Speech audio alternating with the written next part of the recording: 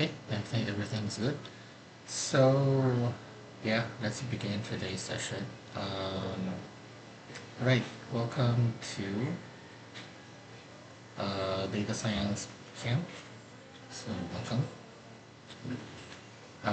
Before anything else, right, before any introduction, let's um, finish some requirements first. So, I have here, let's see. So, you should be able to see my screen. Let's see. Alright. So you guys should have received this one on your email.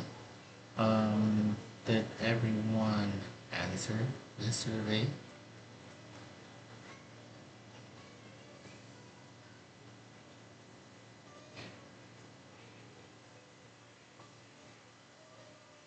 So if you haven't, please go back and check your emails, look for this one, and answer it when you have some free time. So we kind of need this one to gauge our students a lot better.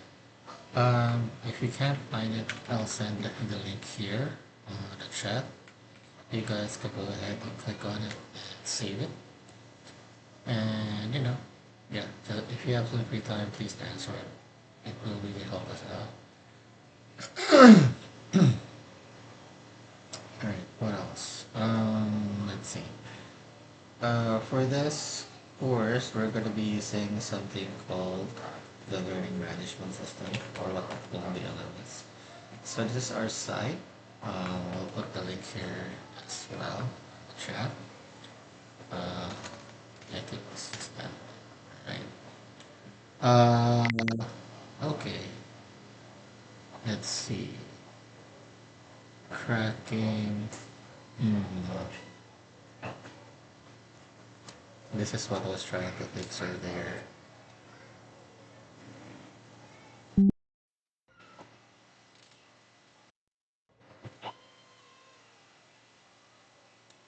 Hello? Hello? How about now?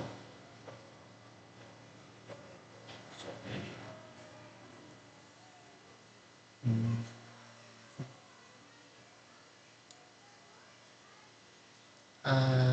Let's see. I'll try using a different mic. Hold on for a minute. Okay, so audio.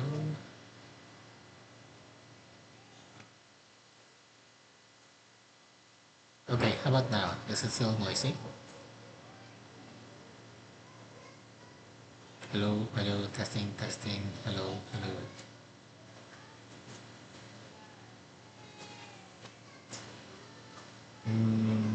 Okay, so it's a lot better. Let me try and choose something else. Uh, let's see.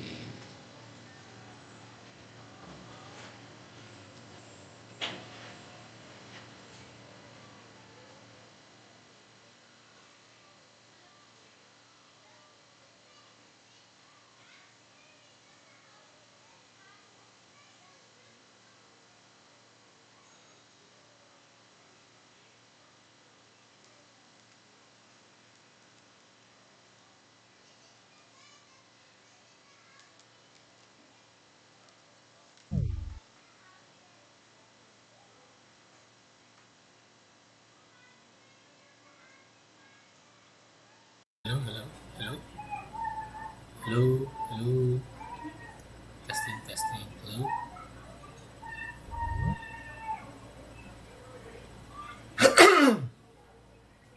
hello, hello.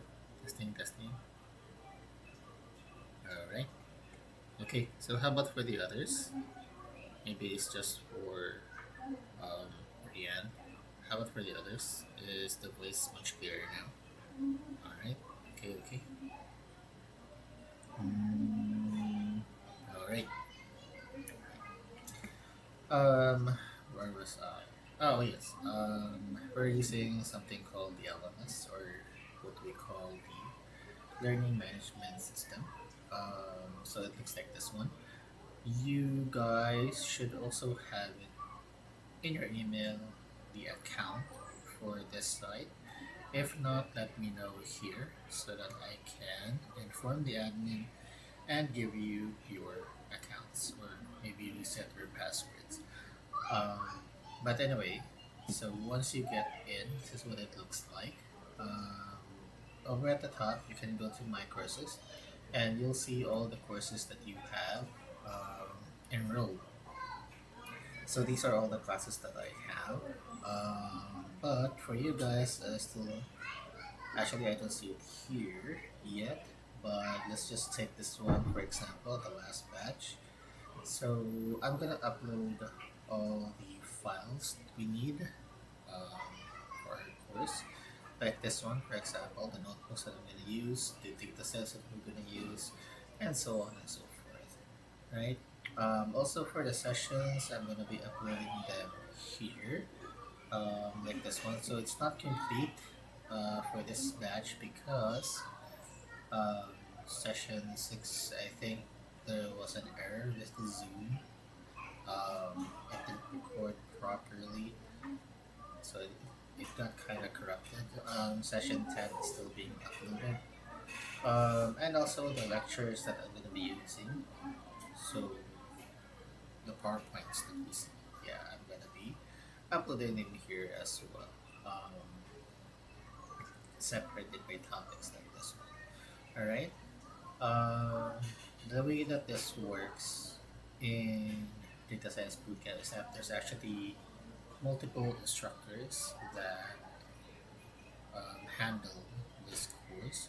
So for the first 5 sessions, that would be me, teacher Bruno. For the next 5 sessions, sessions 6 to 10, that would be Shy. And the last session is a specialized session. Um, Actually, it kind of depends who's available at that time who handles it. But it's not going to be me or Ramsha, it's going to be someone else. But it's more focused on the present technologies used by companies. So, like Power BI, um, what other apps do we have right now? Power BI, we have forgot the name. There are some online apps that are fairly common, but usually in the companies that I work with, they usually just use Power BI. If not Power BI, it's just regular Excel. Yes, you can actually do data science on Excel. Um, what else? Right. Um, okay, so before the introductions, again, we're gonna have to finish some requirements. What else? Oh yes, we're gonna be doing some activities. So like exercises. If you can't finish it during the course, I'm gonna be sending them to you, and you can answer them in your own free time, and then submit it. We can discuss them afterwards on the next session. We're proceeding with the next topic, and yeah, that's for the activities. And then we're also gonna have a capstone project. So that project will encapsulate everything that we have learned in this course, and um, yeah, you can actually put that one in your resumes, and if they need some output, if you can do data science tasks, then that's one of the things that you can show, right? But yeah, other than that, let's see. So the LMS is done. Um, let's see. Oh yeah, the recordings are gonna be uploaded via YouTube, but the links will be saved here, so you can view them here. I don't think you can search them in YouTube. You can just view them here. So we want the students to actually go here to the LMS and then view them here, so that everything that you need is in one site. Okay. We're gonna be using something called Anaconda. So why we're gonna be using this one, I'll explain it later. But for now, I just want you guys to install this one.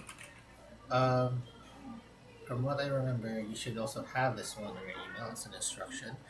Did anyone install this? Or do you guys have you guys installed this one yet or not?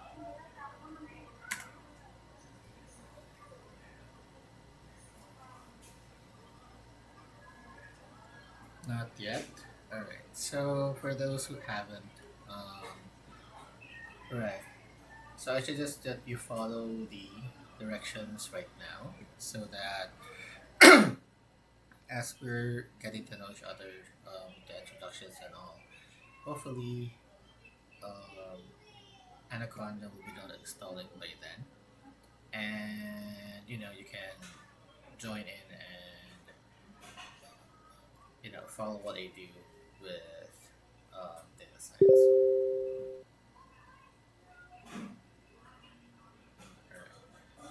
Um, where can I see this? Oh, I'm gonna be doing it here. Um, for what account are you referring to? Felicity, is it the LMS? Yeah. If it's for the LMS, it should be on the email. If it's not, then let me know who hasn't got the email, and I'll let the admin know. So, did anyone receive any kind of email? I don't have, so that's one. I think Brian also doesn't have it.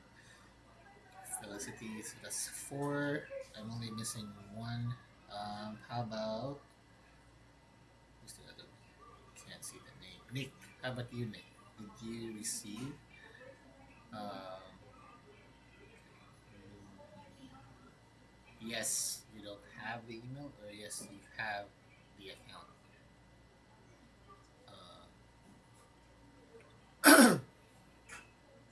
Oh, okay. So Nick has the account, so only four. Okay, Nick has the account, so only four of you. All right, let me go ahead actually and inform the admin right now. Okay, just give me a moment. So,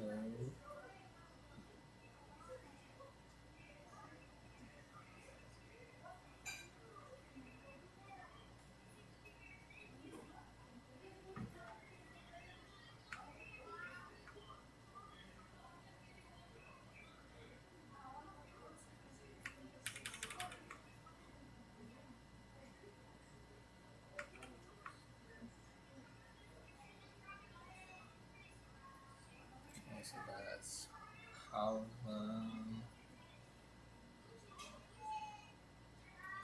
There's actually one, two, three, four, five, six. There should be seven of you here today, but I only see five. Nick, is this you, Nick? Wrong, Nick. Is this you? Wrong, Nick. All right, so I'll remove your name here. Um, Patricia May. Who's this one? Patricia May. Um, Giselle Paula. Okay, this is Paula. Alright.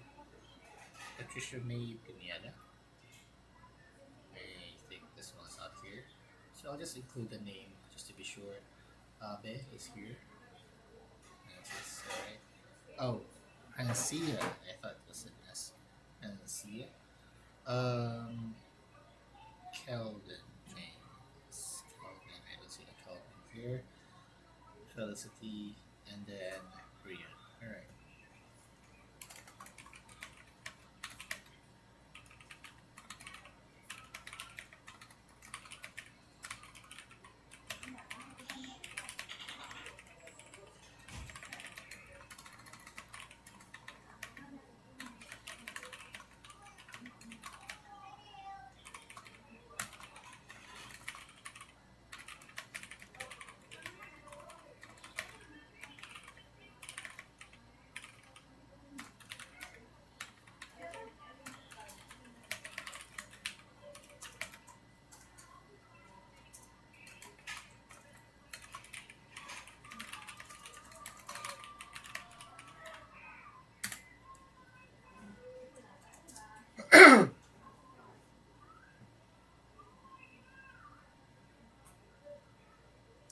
So I informed the admin. They should be resending the email soon. So there might have been some errors during the sending. Um, what else? All right. Okay. So they said they're gonna work on it. All right. So the LMS is done. For those who haven't installed, it's actually pretty straightforward. So once you go here in anaconda.org, let's see. You're gonna go down, okay, and then click on download Anaconda. It's gonna get you to a different site. Let's see.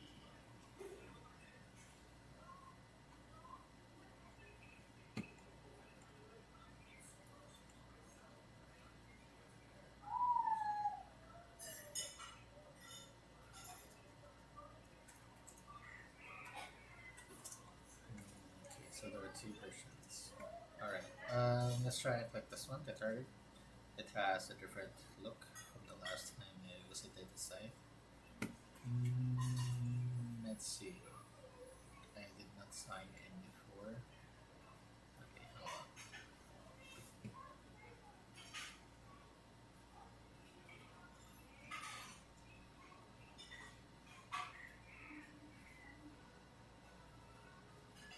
Distribution.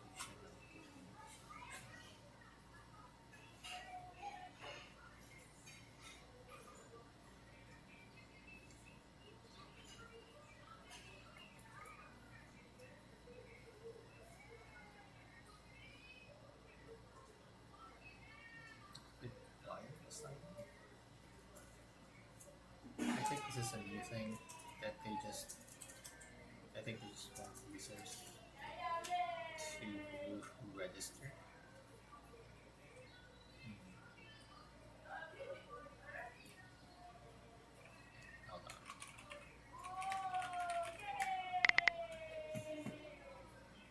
Okay, so we have to go directly to the distro. Same thing, same site. Okay, so I'm gonna try and sign up with Google. Let's see what it shows us.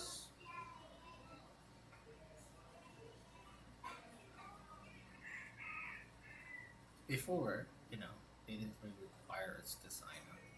I think this is just a new thing. Alright, so once you signed up, it's gonna lead you to the download site. So there are two versions.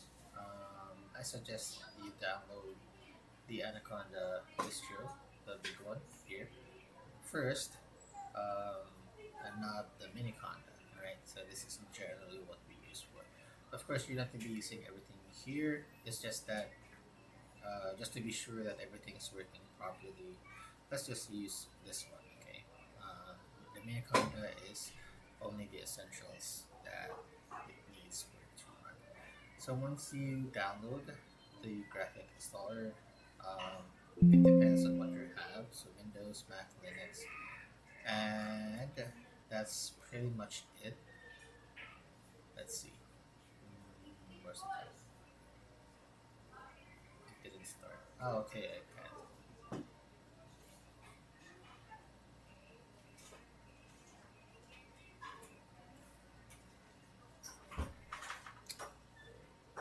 All right, so it's about 1.1 gig.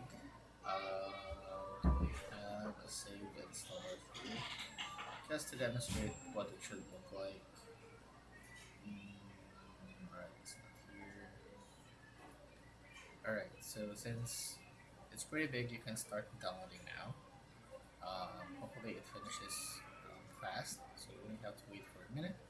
And then, let's see, alright, so since this is a new page, I'm guessing they're gonna have some new instructions.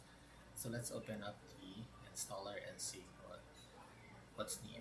Alright, they may have some additional settings that we need to set up in order for it to run properly on your device. Right? So the reason why I want us to do this one first, the 64-bit Apple Silicon command line installer. So you're using mm, okay, I want you to choose the graphical installer. It's a lot simpler. Yeah. So the instructions should be pretty similar whether you're using Windows, Mac, or Linux. So yeah, what I'm gonna show you should the only difference should be maybe the design, okay, but everything else should be the same.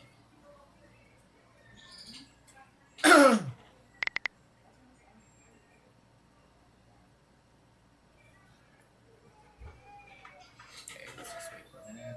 Almost done. So the reason why I want you guys to set this one up before anything else is because it takes a while to install. Okay, it's a pretty big file. It needs about 10 gigs of free space on your end, but in return, it's a lot easier compared to other IDEs. So we're gonna discuss that soon, what an IDE is and what are the advantages of that versus this, the Anaconda, and yeah. So I just want us to save time. So let's see. It's done.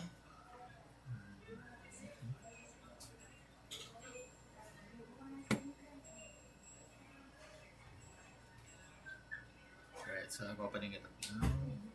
I should change the share screen. Okay, hold on. Let me open it up first. Setup is loading. Alright. Window. Okay. So this is what it looks like for me for the setup. Um, Again, this is for Windows, but you should have something similar on your end for Mac or Linux. Just click on Next. Consent, yes, of course. To use it. Just me, yes. Yeah, you can choose any location you want. Doesn't really matter. Next. Contains one space. Okay, please consider. Alright.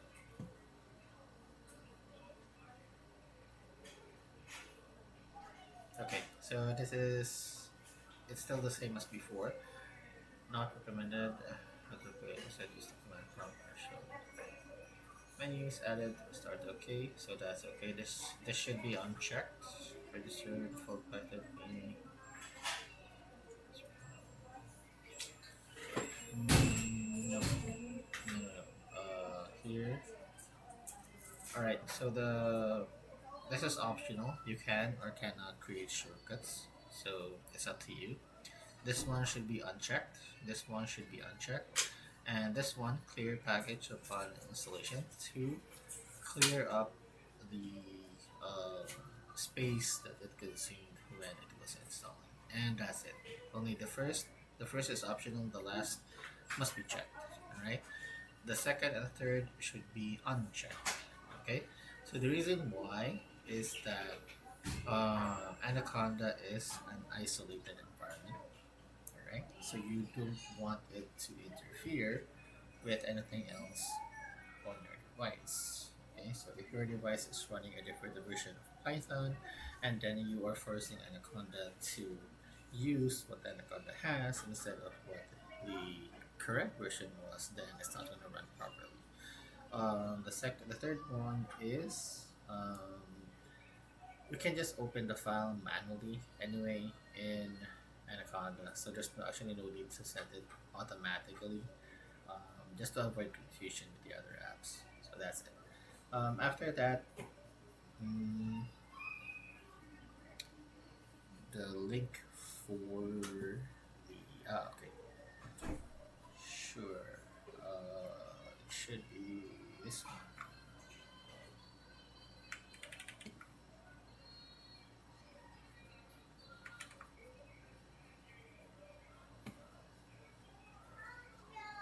And after you get there, just click on Get Started, and then if it asks you to sign up, then you just have to follow it. Sign up your Google account, or if you have a dummy account, you can use that one. Anyway, we're not gonna be using their online solutions. We're just gonna be using their uh, Anaconda app locally on our device, not the online, because there's an online version for this. Um, what else? Okay, after that, the installation should be straightforward. When it's done, sometimes it will ask the user to restart, sometimes it doesn't. If it does, then just restart your device. If it doesn't, then that's good. But technically, it's ideally recommended to restart the device after every installation, whatever program or app that is. Okay, so I'll just go ahead and cancel this one. Let me go back to the other window, this one, and I'll close the installation. Okay, so right when we get to the part later where we'll be using Anaconda, hopefully everyone can participate and follow along. If not, then there's a recording, so you can just follow the recording in your own free time. And what else? I think that's it.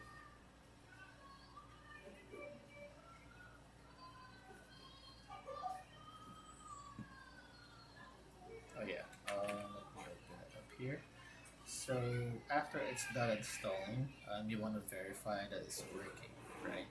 So after it's done installing, there's gonna be a shortcut, or yeah, a shortcut. It's gonna be called Anaconda Navigator. So you open that one up. I'm gonna show you guys what it looks like, just so you know that it works and the video is working. Okay. So every time you open the navigator, it doesn't really start up that fast. It takes quite a while, um, but once it's up, then it's all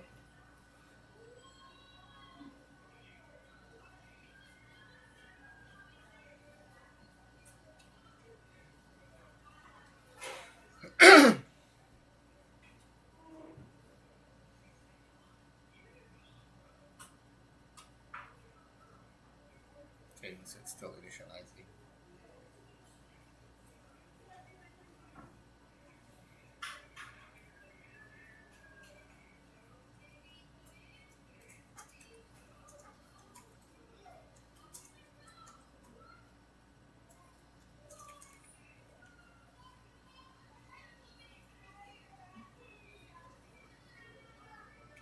So this is the last one, and then we can go ahead with uh, our introductions, and then after that we can go ahead and start with our discussion proper.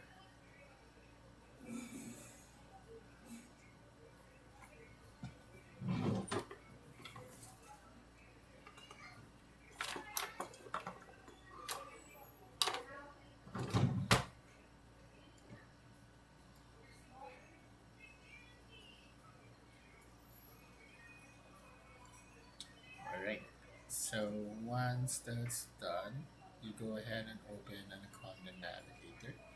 This is what it looks like. Okay, so once you have this one, it's all opened up. That's how you know that the installation is good. Alright, yeah, so we're going to be learning how to navigate this one as well, and what apps we're going to use later on. Alright, so yeah, that's it. Go back to the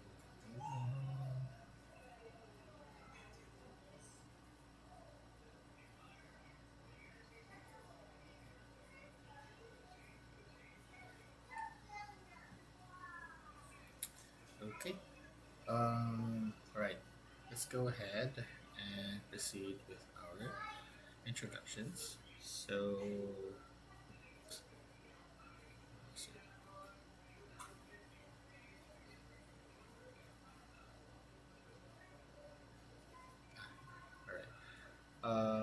These are the objectives for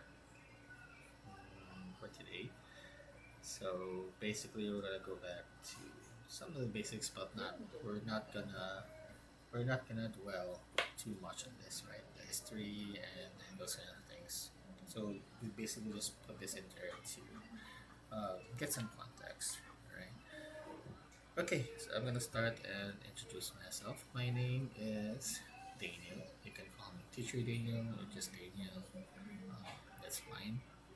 So yeah, during the day, I work here in PCC as an instructor for programming um, in general. So there are a lot of subjects that I handle aside from data science. I also handle some robotics classes. We use microbit and Arduino for our robotics classes. Of course, it's still online, so I guide them with videos and whatnot to assemble the projects. What else? Programming. So we also have the fundamentals. So Python basics. We have C++ as well. Um, we also handle web dev. So everything from front end to back end. Uh, oh wait, not everything. Just pure front end, and then a little bit of back end, right? Because from there, once you learn the basics and those stuff, you can just expand on your own confidently. So what else? There's also we have game dev. We also teach about game dev. We use primarily Unity for that one, and then for the 3D assets, we use Blender. Um, for kids, we also have an introduction to programming. We use something like blocks for coding instead of actually typing the code. So we focus more on the concept rather than coding itself. But it's essentially the same thing. Um, so yeah, those are the subjects that I handle. So I guess also see this one here. I think it's at my courses. Let's see if I missed any. Explorer is almost the same as data science. Game dev. Oh yeah, Roblox. I also teach some Roblox and some special courses like Diagram. So this is kind of related to medical. Let's see. So Scratch is the one for kids. Minecraft. We have Minecraft mobile app developments. We have that one as well. Um, yeah. Okay. So that's it. So I missed the Roblox. So that's what I do for the day. During the night, I work as a um CAD designer for plans involving solar panel installations for our clients. So yeah, our clients are usually from California and Texas, so that's what we do. Um, so the plans that the installation team needs, I'm the one that creates them, okay, using CAD. Um, what else? I think that's it for me. Oh, I'm a graduate of electronics communications engineering. So yeah, BSEC. Yeah, I think that's it for me. So yeah, how about you guys? Yeah, you can follow the same format. Start with your name, um, profession, what you do, right? Where you graduated, of course. What made you want to enroll in data science bootcamp? Is it for um, upskilling or going into a different career, right? And yeah, just that kind of format.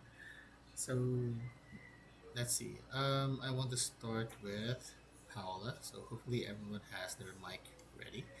All right, let's start with Paola.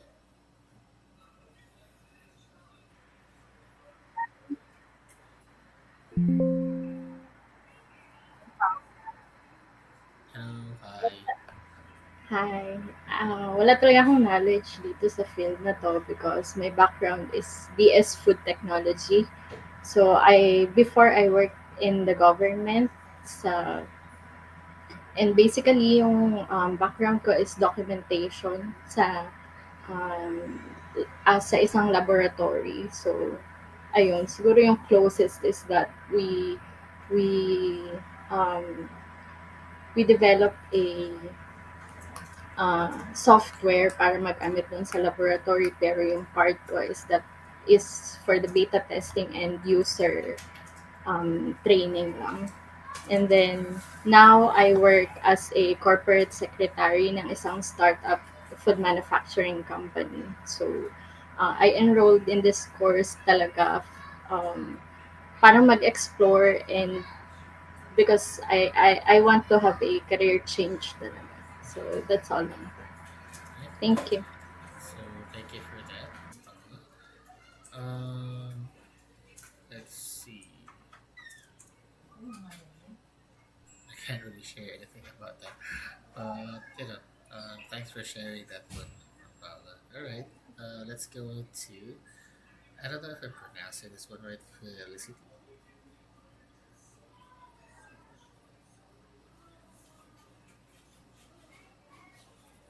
Are you here?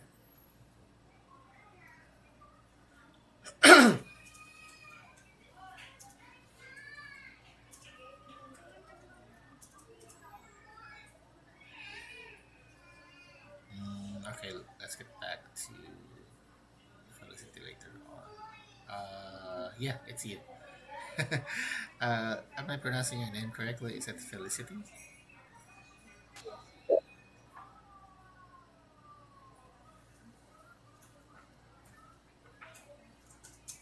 Hello? Wait lang po pala.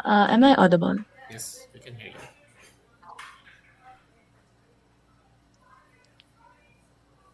All right. Good afternoon. I'm Hi, good Felicity. afternoon. Hello. Currently, I'm a first year college student who's majoring in data science. So I enrolled in this course just to work on my fundamentals in data science because currently I'm still having a hard time with like coding and like all the like computer science and stuff. So I just want to like give myself an edge more for my upcoming semester. All right. So that's cool. So that's a great advantage, really. Courses like this wasn't really available at the time when I was in college. So, this past few years, it has become more affordable. You know, these kinds of courses, and at the time, I also wish that there were some, available like this. Usually, before it was only for foreign courses, right? But now you can find some here in the Philippines, so that's good. I forgot to ask earlier, Mampala, do you have um, from 1 to 10, how do you rate your programming experience? So, yeah, I have none at all. so none. All right. How about for you, Felicity? Sorry, can you repeat the question? From 1 to 10, how do you rate yourself with your programming skills? Probably about like a 5. A five. Okay, that's good. The reason I ask because depending on everyone's level here, I'm either gonna be skipping some things or I'm gonna be discussing some things in detail. All right, depending on everyone's general average. All right. Thanks for that intro. Let's go now to Brienne. And I'm pronouncing this one right. Brienne. Or okay. Hi. Good Hi, afternoon. I'm Brian Baltazar, but you can call me Belle. I'm currently a graduating student. My course is Information Technology, and I took this course as a leverage for me to build my portfolio in job hunting. So basically, data science is my field, and my programming strength, I could say, would be a 7, a low 7, but I wanna start this course as a complete beginner so that I could um, learn the basics. Because as you all know, when we're looking for jobs, what they ask of you naman is how well you know the basics of whatever you're applying for and how well you can explain it. Yeah. All right. Okay, so I hope you find the things you learn here very useful for your course and give you an edge as well. So we'll try and see if we can, we'll try and finish the capstone project for you guys, or if not the capstone project, at least um, a project while I'm still the instructor. So yeah, we only have 5 sessions together. Let's try and put and create a project so that you can use that as one of your submissions if ever they ask what kind of thing you work for, or is there any kind of output you can give us that can allow us to see your skill and that you know what you're doing, and so on and so forth. Okay. All right. Thank you. All right, thank you, Brienne. Let's go to Francia. Hello, Hi, good afternoon. good afternoon. So I'm Francia Abe. Actually took this course because I want to upskill because I currently work in the Climate Change Commission, and we're currently developing how to compute for our carbon footprint in the Filipino context. So my work there is basically on the formulas, but I want to learn data science so I can learn how to understand the data that we're already gathering right now. So based on my coding experience, we have a subject Python, but it was in just high school. So I think around 3 out of 10. Since I don't really remember much, I just understand algorithms. All right. Thank Okay. you. All right. So thank you for that. Actually, I think understanding algorithms is a much better edge than learning how to code because it's generally more useful if you guys know um, programming concepts in general. So it's actually greater than actual coding language itself. So whether it's Python, C++, JavaScript. Yeah. So I've been into a lot of interviews with this in mind. What they actually ask is not about are you good in Python, are you good in C++.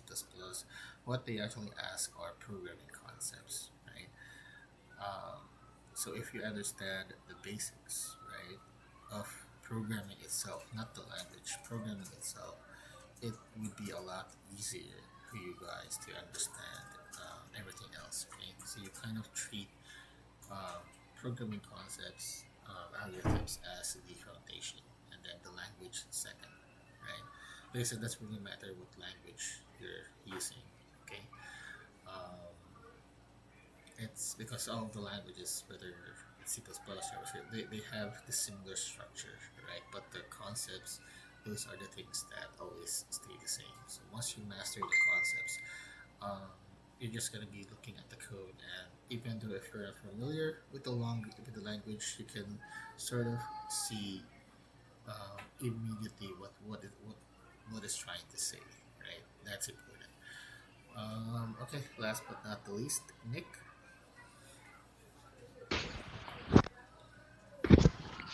Hi everyone. Hello, good afternoon. Can you hear me? Yep, we can hear you. Okay. Hi Daniel. I don't know if you still remember me, but I was supposed to be part of batch 20, I think, but I had some personal challenges last month, and I was given a chance to be part of batch 21 instead. All right. So, so there. I am a registered nurse here in the Philippines, and currently I am working for a clinical research organization. So wherein we manage clinical trials of the clients that we have. And as for what I do specifically in the organization is we oversee the projects. So um, somehow I'm going into the project management stuff, and we are also moving into the digital team. So it's kind of getting complicated for my personal background. So I took this course to be enlightened and have a better understanding of how things are done. All right. And for the coding skills, I have some knowledge in Excel, but the exact coding stuff, I'm really just a beginner. All right. How many sessions were you able to attend, sir? Or what sessions were they? I think just two or three. Two or sessions two and session three. Yes, I Okay. think. All right. So, generally, we're gonna be discussing the same thing. So, if if you want to attend, that's okay. If you think that you still remember those things and want to skip, that's perfectly fine as well. But you're perfectly welcome to choose which one you want. Okay, and Yeah, thank then you. yeah, hopefully the things you learn here can help you out. All right. Okay, so we're done with all the Okay, thank you. introductions. We're missing two, so hopefully they can attend next time. Let me check. It's missing two of her classmates.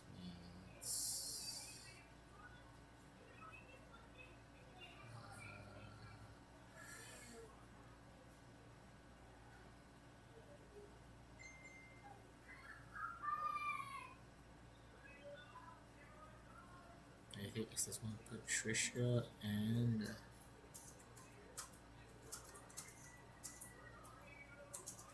Calvin. Yeah, I think these two are not here. So yeah, we can ask for their introductions next time, hopefully. Right. By the way that the way that I do discussions here, I don't really require you guys to turn on your camera during the discussion, right? But if you have some questions, just call my attention, right? Hopefully, um, not just chat because sometimes I can't see the chat. You can just go ahead and call my attention, use your mic if you have any questions, and also you can email me or the admin if you want to contact me for questions, like for the assignments or the projects. We can do that. Also, I think we're kind of leaning on the medical side here, so and medical and research side. So I'll try to look for some uh, data sets that involve the health sector, right? And just so that everyone can relate to that. Added context as well. What else? Right. So I think for most of you, if you're installing right now, it's probably not yet done. From my experience, it usually just take a while to install for my students. Um, let's see. Oh yeah. We're gonna have breaks, so I think every 2 hours. Um, so usually there's just one break for one session, but it depends, right? If I feel everyone's tired or needs to absorb, then we can have two breaks as well, two 15-minute breaks. And yeah, that's it. All right. So whenever I'm working or typing some code, you guys can follow along, see if it works on your end. Sometimes it works, sometimes it doesn't. Um,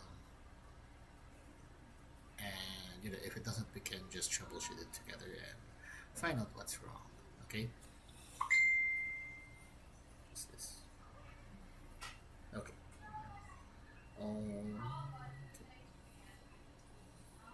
still getting lost with all the windows. Let's see.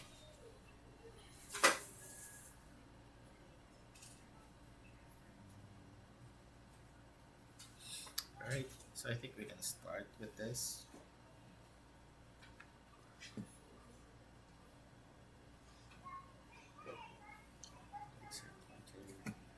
All right, so the first two sessions we're gonna be dealing with um, Python basics.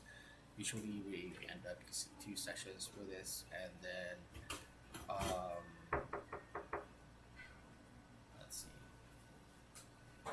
Here, I can show it here.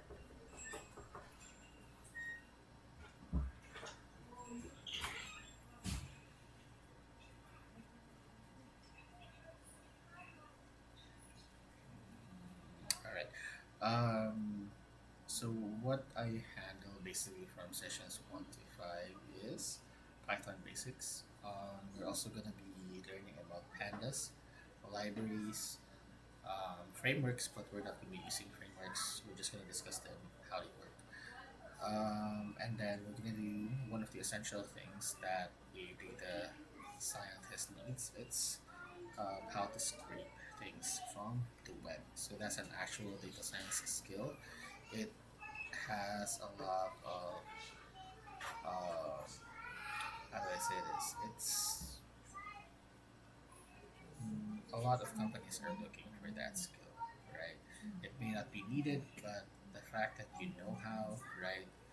Um, the entire process is there when you're doing data science. So I hope you're excited for that one. But we have to go and do the basics first. So close these things.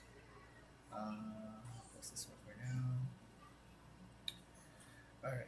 So let's discuss what data science is in general. All right. So data science is about turning your data into something that um, we can do actionable knowledge. Uh, Basically, from our research, right? We can give that research to our bosses, and then it will what? It will provide them valuable insights, right? Insights, predictions, and from that, right, you're trying to present your work like in a few years, this could happen. All our models are pointing out that sales are going to go up or sales are going to go down if we do this, if we do that, and it is based on data. That's usually how it goes when you're trying to present your research project. And or not really research, but in your team, in the company. And you're not just going to be using one model, you're going to be using multiple models, multiple data sources, right? And I don't know if you've actually seen an actual report, but you can't really see how much effort was put just based on representation because it's actually very difficult to collect the data itself, right? uh, Much less so for the processing of that data. Okay, and then you have to understand the data and whatnot. And then comes what the decision makers in the company and what you're working for. So they get to decide based on your research how to move forward, right? Let's say you have research that says um, products that we have this specific actor um, model for us as the endorser versus another endorser, right? We saw that there was a bigger spike in sales if actor A was our endorser versus actor B. And then we try to get data from various sources, different provinces, for example, and see how the sales work in those sections. Let's say you are, uh, what company is big?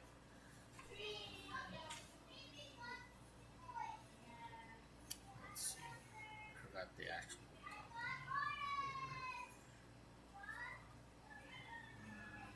Can you guys suggest a company?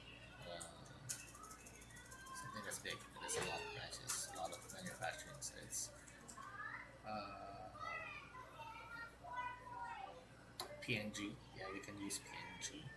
So they have a lot of products, right? And let's say actor A has more sales in all other regions compared we have actor B, where it has only good sales in some of the regions, right? So that means um, if you have that kind of research and then you're showing that we should shift all of our resources to that endorser to get more sales, then that should be an easy decision for uh, the decision makers, right? The CEOs, managers, and this is one example, right? We can also use data science for scientific discoveries. Actually, there's no limit to what we can use data science these days. They're using the power of data science for mostly anything, right? So you can use this for scientific discoveries, like for example, finding the correct chain um, or a sequence for a specific combination to get a specific drug, those kinds of things. And then how about social media? Yes, you can especially use this one as social media. So um, anything that you do on those apps, right? How long you are watching a single reel or a video, at what time did you pause? Did you click? Did you click an ad? Did you move to a different uh, reel? Did you swipe up, swipe down? So all of those things are recorded, right?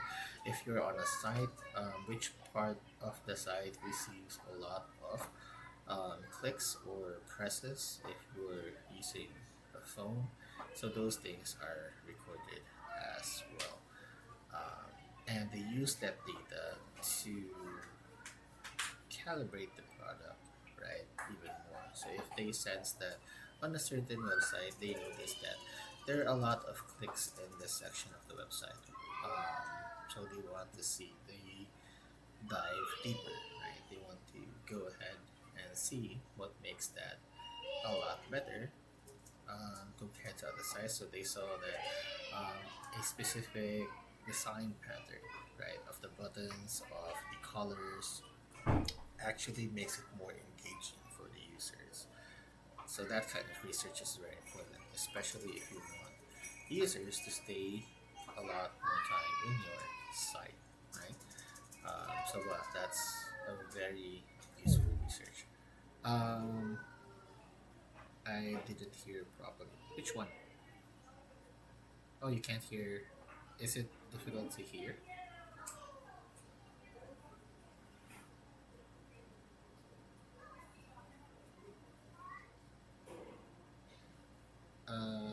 I'm not sure.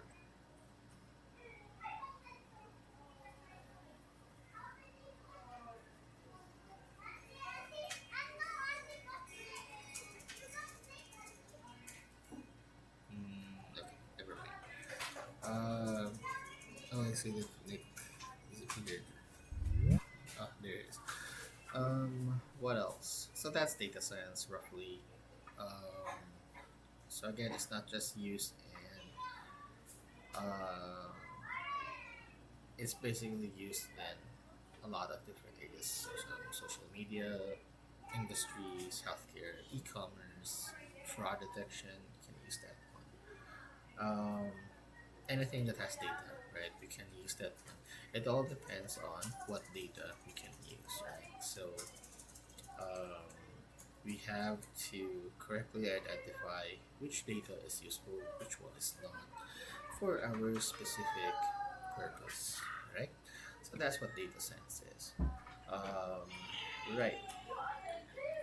So these are basic um, IT terms or computer science terms that we have to understand in a way. But again, we're not gonna be dwelling here too much. Instead, we're gonna focus more of our time into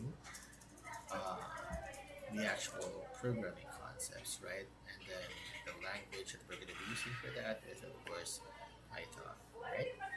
So algorithm, right, is like a recipe or a set of instructions. So I think you've heard this one a lot already, especially in high school. Um, so what they usually give out an example for this is how to set up a sandwich or a burger, right? You start with what? You start with bun, next is patty, next is maybe cabbage, tomato, cheese, those are optional, and then another bun on the top, right? So if you follow those instructions properly, then you can assemble a burger or a sandwich. Of course, I just skipped some steps on that. Um, you know, of course you have to cook it first, right? But I'm just skipping some steps just to be sure. Information processing from the name itself is just um, the manipulation and transformation of data into information that we can use to produce some outputs, right? So just from the name itself, we can kind of guess. Um, an example, okay? So you guys can read this one in your own free time. Again, we won't actually be dwelling on here too much. Mm, data, input, output. So it's not just input, transform, and output. Basically, when you try to input something, you have to process the data, right? You have to analyze, organize, and then you can transform the data, right? Um, it will involve operations like sorting, filtering. If there are some calculations, you can do that here, and yeah, of course, transformation. So uh, you can kind of see that if you got some data sets and you decide that there are some columns that you don't really need, some data that you don't really need, then you can just remove it, right? But you don't have to delete it, right? You can just make a copy and delete it from that copy, right? You don't ever want to delete the original. Filtering. So let's say let's look at it. Let's say our data set comprises of all the provinces in the country, but you'd only want to have research on a specific location. Then you can filter it out, and then just delete the things you don't need. All right, you absolutely need to do this because the bigger the data you have, the longer it will take for the model to process that data and produce an output or a prediction. Okay, so after the transformation, of course, we're gonna have to store it somewhere. Um, and then after the output, what we can do is we can ask for feedback. So the feedback will either come from us or it can come from the model itself. Right? So here are the other data types that we can get. We have images, music, human speech, video, uh, numbers, right? We have numbers. What else? If you're into research, like I think it was who was it? I think it was Francia, right? For the carbon footprint, right? So you're gonna be using sensors for that one. So if you have sensors, that means you have sensor data. So uh, yeah, you're gonna be looking at sensor data most of the time, I think. What else? We have some time series data. You can get some time series data. What are time series data? So if you're into stocks, that's a time series data. So as time goes on, it's creating more and more data, something like that. Data that we get can either be structured or unstructured. So it's up to us to organize them when we get the data. Um, what else? If it's in terms of computer, we also have metadata. So if you don't know what metadata is, it's information about the data itself, the file itself. And you can get that by using a computer. So right click properties, you can go to the details and then you'll get the metadata. All right. So there's tons of data there that you can use to, I don't know, depending on what you want to research for. All right. What else?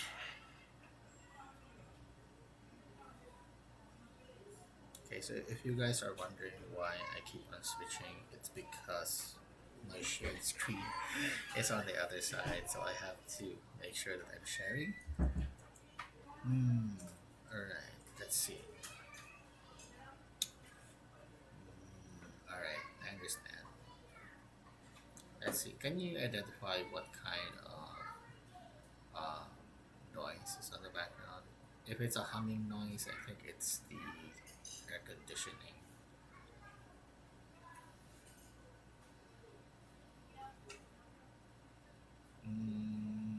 Oh, okay, I see. Um, all right. I'll try to fix that one during the break. Okay. So apologies for that. Um, let's see.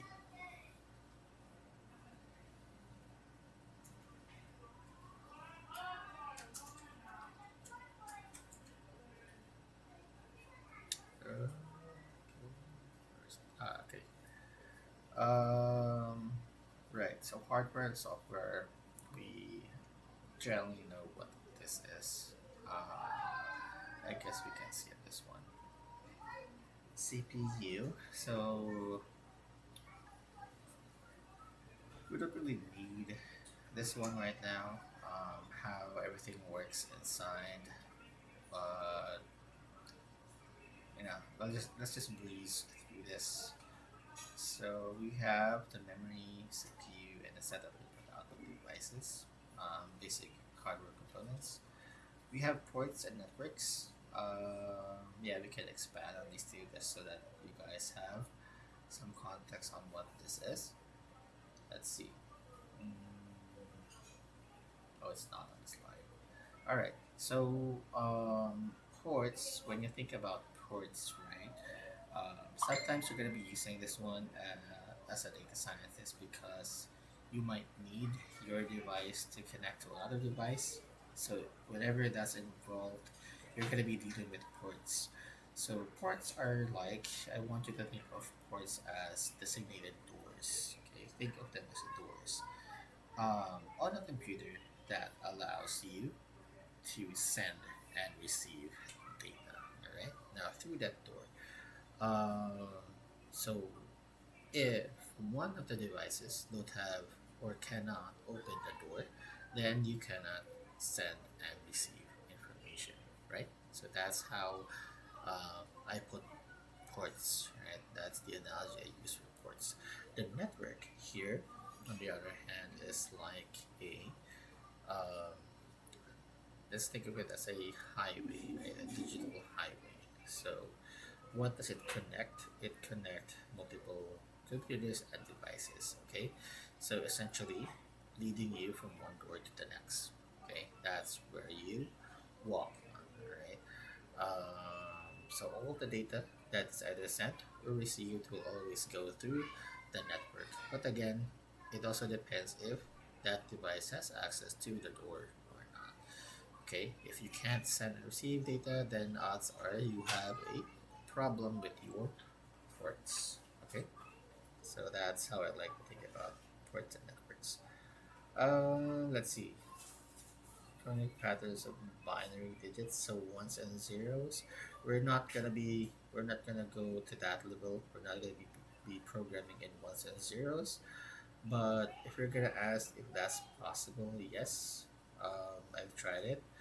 It's very prone to errors. It's not really practical these days, and it's very difficult. But it still it still exists today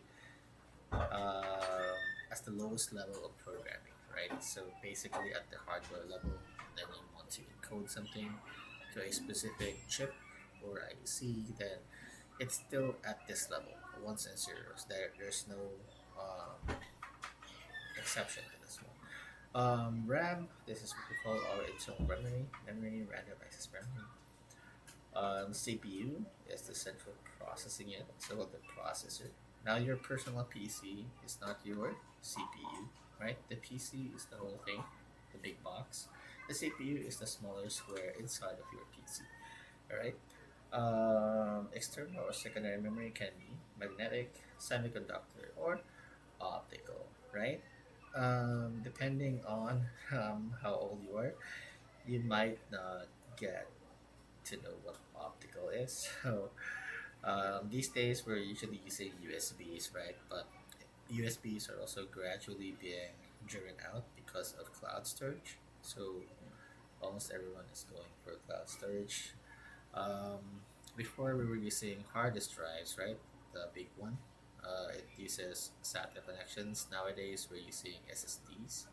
So it's faster, um, smaller, more compact, but also more fragile. In a way that they haven't perfected it to withstand um, robust uses for it. Like if there's a single mistake in the voltage, it could delete everything inside of your SSD. That was before, right? When the very first SSDs came out, it was very problematic. But nowadays, it's gotten a lot better, more affordable, and the sizes are bigger as well. Okay. Um, what else? We also have external hard disk drives. Nowadays, we have NAS. If you know what NAS are, network access storage devices. So it is a hard drive that the entire network can access. This is usually common in data centers, but also in large companies, right? Especially if everyone needed to access the same file, okay? And everyone needs to update the same file as well, okay? Optical, these are the CDs, the DVDs, the Blu-rays, right? Um, if you guys were able to use that one before. Um, so yeah, I've had some students here who were not able to use CDs, right? Um, Much less so for the older storage devices like the diskettes or the big ones. Okay. What else? Mm, yeah, I think that's it. Cloud storage. Okay. So this is just a representation of what it looks like inside of our computer memory. So we have different cells, and each cell has a lot of ones and zeros in them. Okay, we can use what we use. We can use a magnet to position certain um, cells here into either ones or zeros, right? And depending on their position as we scan them, this is going to be translated into either a letter or number depending on the combinations that we have here. Okay, so just two numbers and we can create a lot of things already, right? Let's see. Or machine code, a loader, let's know that one. File system, applications. Okay, you can skip this. Higher level programming. All right, so you'll know that you're using a higher level programming because it almost resembles the English language that we're using. So if you see words like for, function, um, while, right, those kinds of stuff, and then if you're creating functions, you can also use the other characters on our alphabet, right? That's how you know that you're using a higher level programming language, right?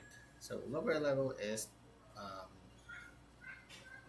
a bit more difficult because you are limited to a smaller amount of words, right? So a lower level, you're just stuck with the and, the or, the XOR, uh, the NOR. I think there's a NOR chip somewhere, and then the lowest of the low is the ones and zeros, right?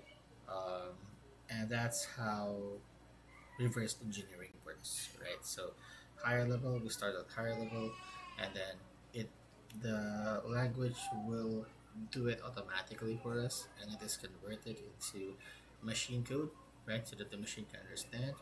And then if you're gonna be doing reverse engineering, it's the opposite. We're reading the ones and zeros. So the way that they do that is they change something and then they take a look at what changes in the code, and that's how they like know what part of the code handles um, that specific information. So that's how reverse engineering works, and it's a lot harder than it actually looks.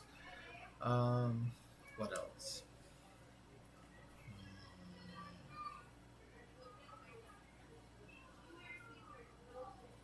Translator conversions code. Right. Syntax errors. We'll discuss this one later. Text editors. Yep. So yeah, while we're here, let's discuss an IDE and what editors are. So the Anaconda, right? We call that one an IDE. So that's short for Integrated Development Environment, right? So everything in that environment, in that app, is designed to help you in your programming, right? So does that mean that we actually need that one to program? No. All you actually need is just a text editor, any kind of text editor. So, if you say you're going to be using Notepad, that's perfectly fine. You can use a Notepad to program. Is it advisable these days? No, because it's very difficult. Um, the advantages of using an IDE is because it has a lot of things that can help you out. So, for example, autocomplete.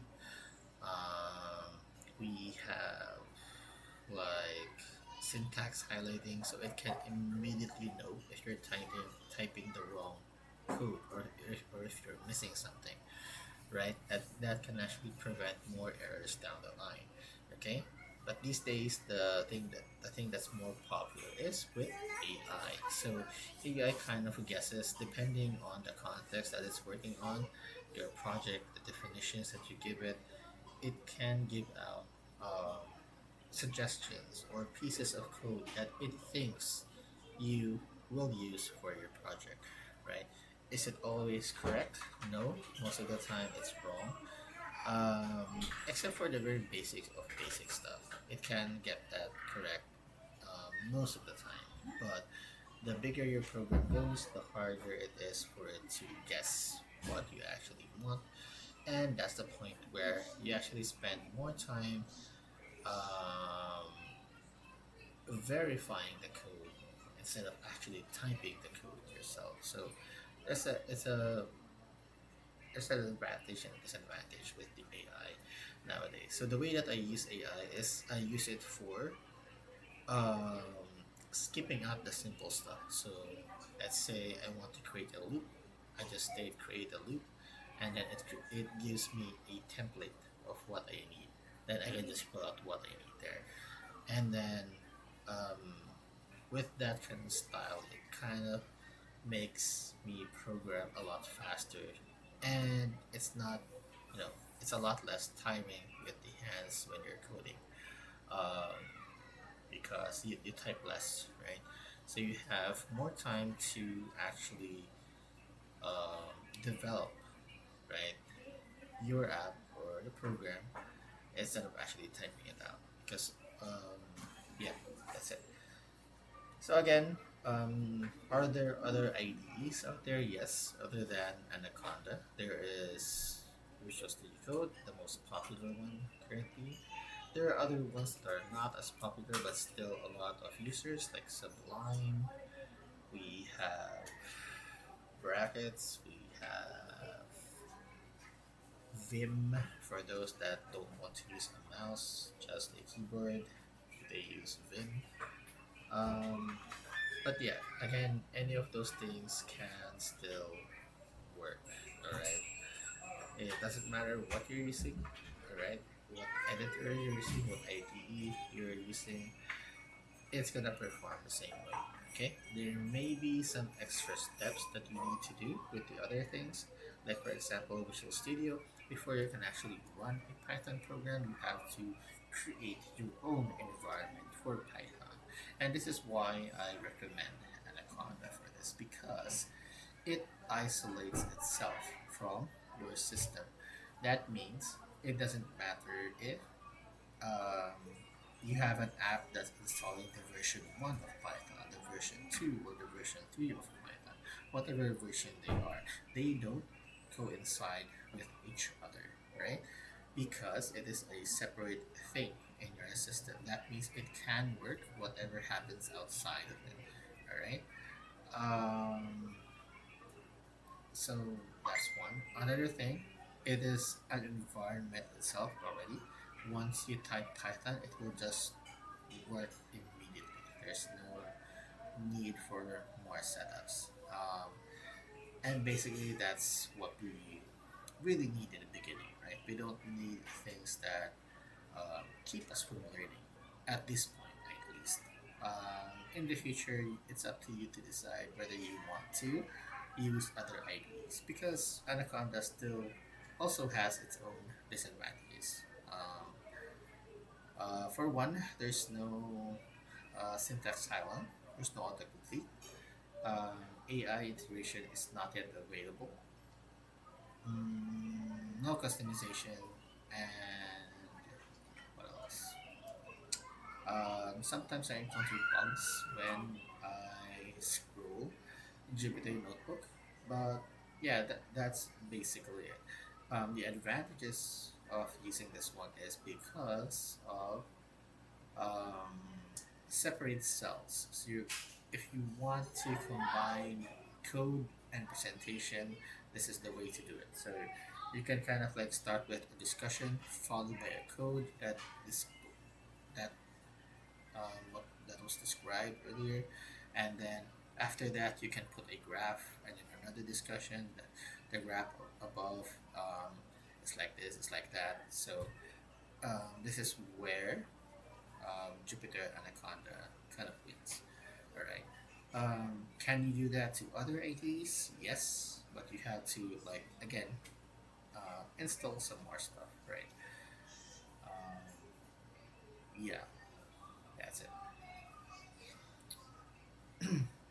So this is the very basic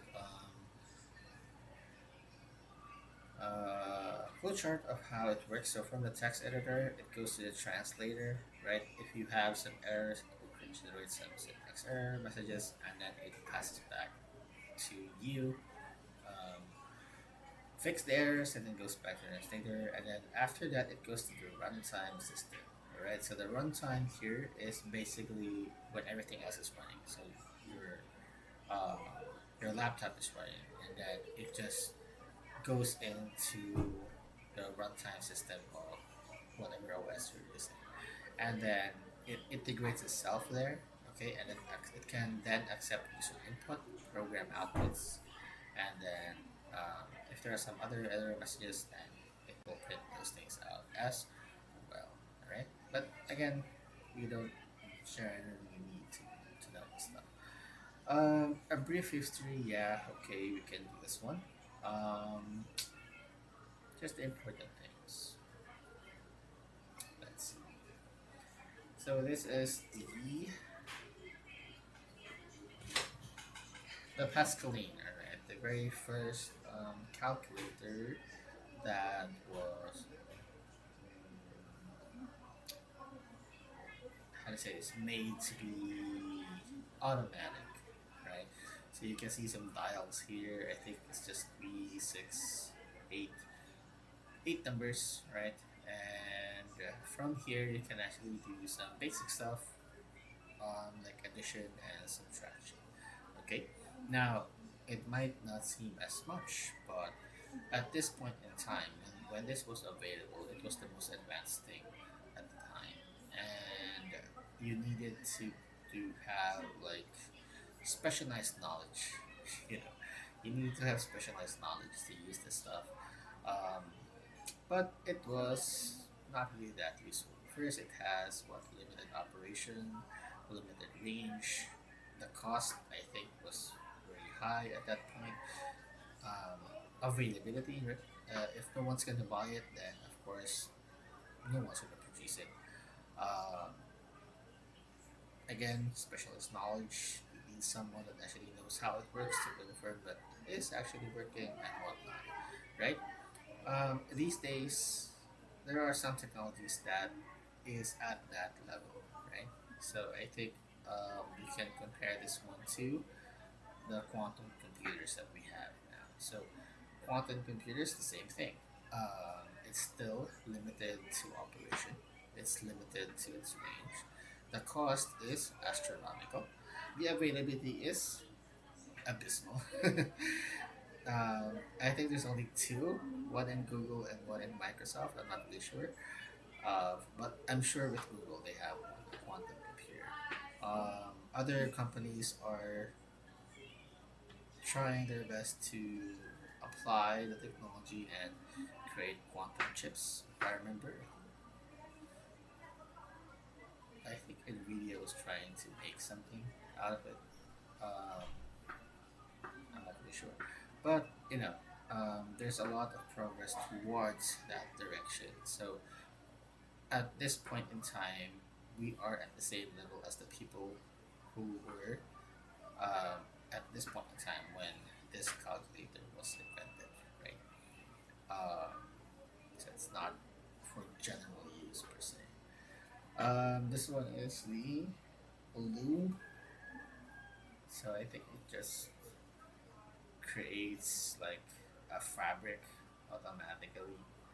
Um, Kind of like a printer if you think about it. All right, Charles Babbage, let's see, Boolean logic, George Boole. All right, so it actually started to pick up when Alan Turing came in. So explore the theoretical foundations and limits of algorithms and computations. So algorithms is not really a new thing; it's a very old thing, and it just became a lot more prevalent now that computers are available, right? But this field, right, computers and in general, did not start in the 1900s. It started way, way back, right, 1800s, in the very first manipulations. Um, what else do we have here? Switching circuits, 1940s. Let's see, Mark 1, ENIAC. So the ENIAC was a very big machine. Okay? It kind of like it occupies one whole room. First memory storage programs. Mainframe computers, yes. It's not just one room; it's multiple rooms. So this is using vacuum tubes, wires, plugs, and filled entire rooms. Right now, at this point in time, it was still very expensive. Right? When did the computer start becoming small? So it started becoming small by the discovery of something we call a transistor. And the transistor was actually the one that replaced the vacuum tubes. Okay, now their concepts, the way that they work is the same. The vacuum tube stores information, binary information, either one or zero. Okay, by using vacuum tubes. If there's something in it, it's a one. If there's nothing in it, it's a zero. Okay, same thing. Very simple concept, right? Ones and zeros. Um, but the transistor can do the same thing, but a lot smaller. Okay, it can save information depending whether the transistor is turned on or it is turned off. So if it's turned on, it's a 1. If it's turned off, it is a 0. So that's how transistors work. Both of them work the same way, but one is a lot bigger, the other one is very, very small. In fact, it it became so small that they actually put transistors on top of other transistors and they kept on making it smaller and smaller and smaller until they were able to create something we call uh, computer chips, right? Let's see here, the integrated circuit, this one. So this enabled us to create smaller, faster, less expensive hardware components. So by the discovery of the transistor, we were able to create the integrated circuit, and from there, everything started becoming smaller and smaller until the PC was made available to the public, right? That it was actually affordable to own a computer, right? So yeah, it all started from the invention of the transistor. Of course, the very first transistor was very big because how can you test something if it's very small? Uh, at the time, there were no precise instruments, but the concept is still the same, right? Okay, so let's see what else can we get from this microcomputers, bitmaps, Ethernet, right? So different ways of connecting to the Ethernet, to the internet. So one of the ways is of course the Ethernet or the cable that you see on your devices, right? That's the LAN cable or the Ethernet cable. Um, what else do we use to connect to the internet? We can connect to the Wi-Fi, right? We can connect to what Bluetooth. I don't know if you guys do know this, but you can share the Bluetooth the internet on your phone to your laptop via Bluetooth. You can also do that one by tethering. That is when you plug the USB from your phone to your device. Then you can use the internet from your phone to connect to the internet using the laptop. What else? We also have power over Ethernet. So that means um, you have an Ethernet connection line, but there's also a power line inside of it. That means whatever it is connected to, it can also turn it on. So this is what CCTVs use. You might be wondering why does it turn on when there's only one wire and no outlets around? All right, and that's because the Ethernet itself, the wire itself, carries a line that powers the device. So that's what we call power over Ethernet. So it's mixing the two, the signal for the internet and the signal for power. It's on the same wire. Um, actually, I think it depends on the type of wire you bought. Yeah, from what I remember. So I think you can buy one that is combined or one that's separate. I'm not sure, but yeah, that technology exists. So if power over Ethernet exists, the opposite also exists. Ethernet over power. So if ever you have like two rooms, but you don't want to drill holes or put wires all over the roof or outside of your house, then you can use Ethernet over power. So that means it's going to use your power lines or the connections in your house to allow Ethernet over it or internet signal to pass over it. That means you can essentially make one room connect to the internet without actually having that wire pass through all around and just using the outlet. All right. So is this dependable?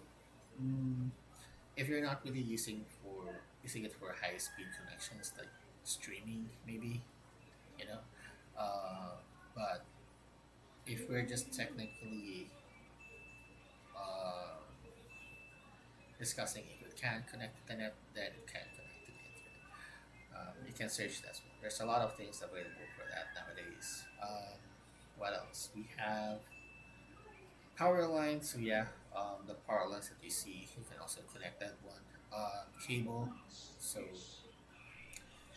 they're trying to adapt. There's a lot of cable companies now that comes with internet. I don't know if you have that one in your area, but we have it here. So they offer cable plus internet, high speed internet. So that's actually uh, possible, right?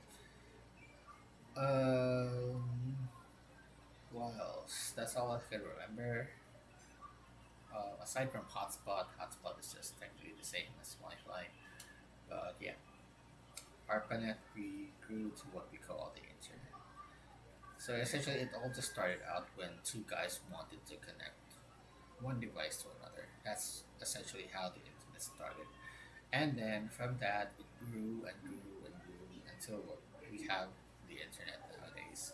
So everything is connected with fiber lines going over the sea, and also satellites as well. So the satellites kind of reserve as a backup of sort, um, but also for the wires underneath the sea. So yeah, both of them serve as backup for the other. We have virtual reality. Okay, if you have those things that you put in your head, um, so we can create like 3D animations and stuff nowadays. Hypermedia. So from the name itself, it just means that media is not anymore just one type. There's multiple types. So they coined the term hypermedia.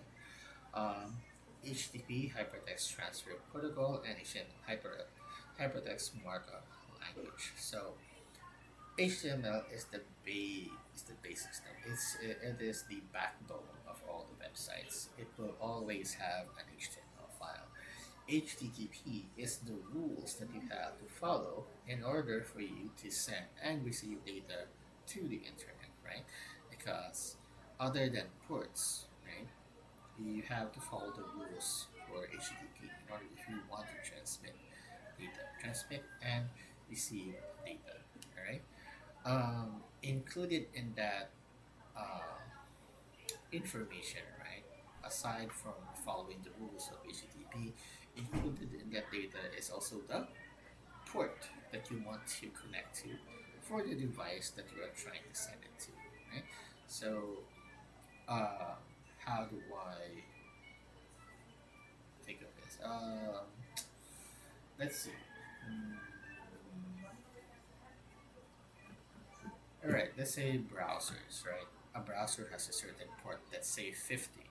Okay, now if you're sending information here, right, from this browser, um, Chrome, for example, and then you want to send information to another browser that's using the same thing, Chrome, then it's gonna send the port as well because odds are they're gonna be using the same port, right?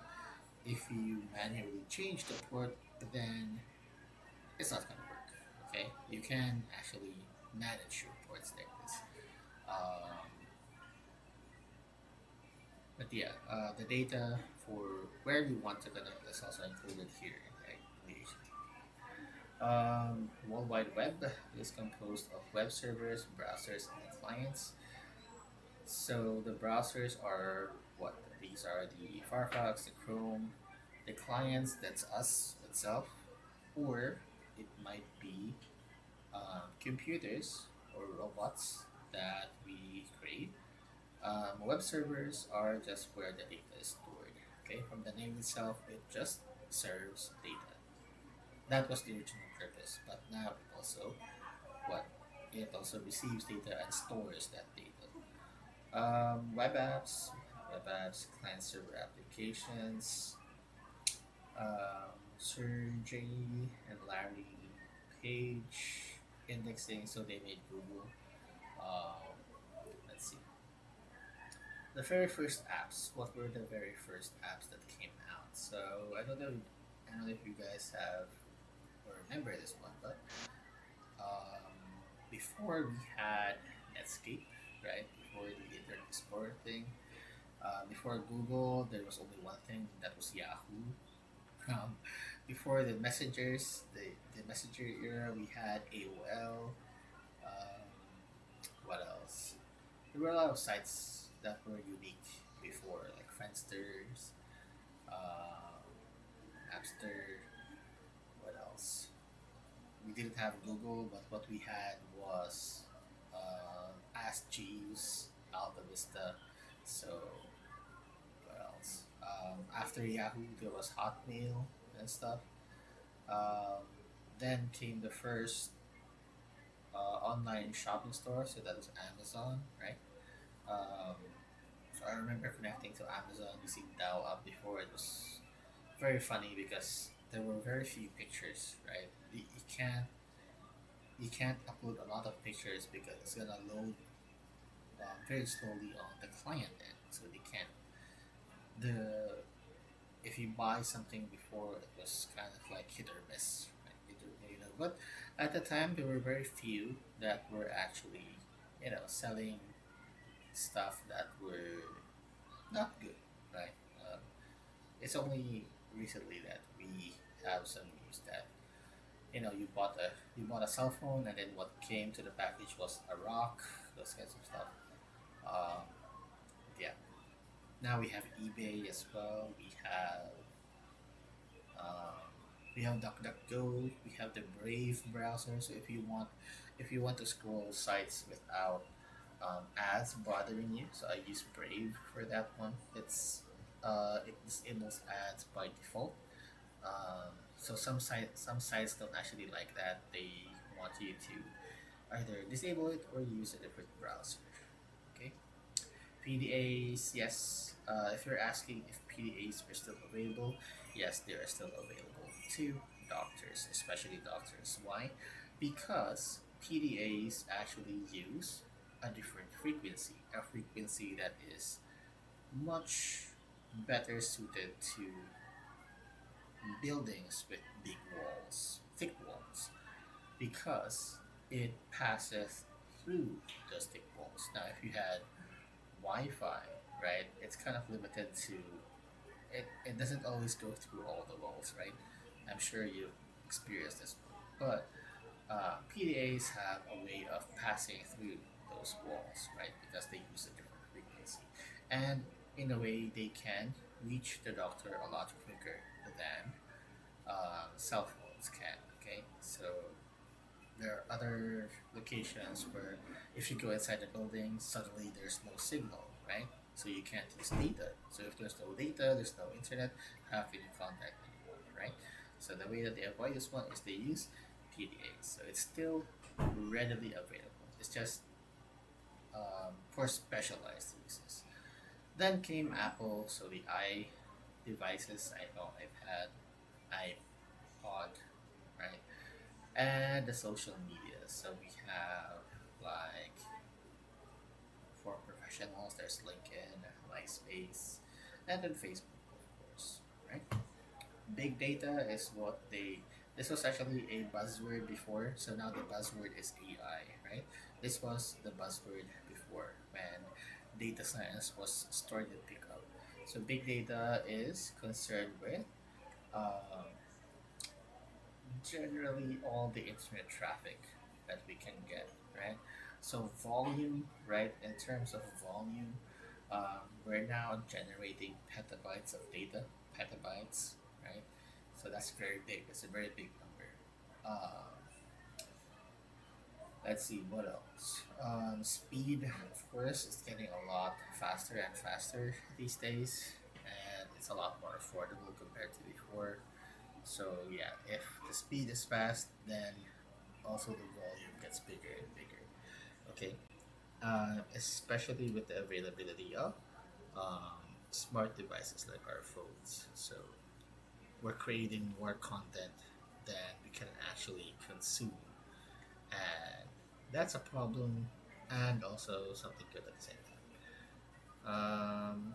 Good Evan Rossum. Yep, this is the guy that made Python. So Python is a high-level general-purpose programming language for solving problems um, on modern computer systems. Okay, so we're finally here at the end for that introduction. Um, let's see.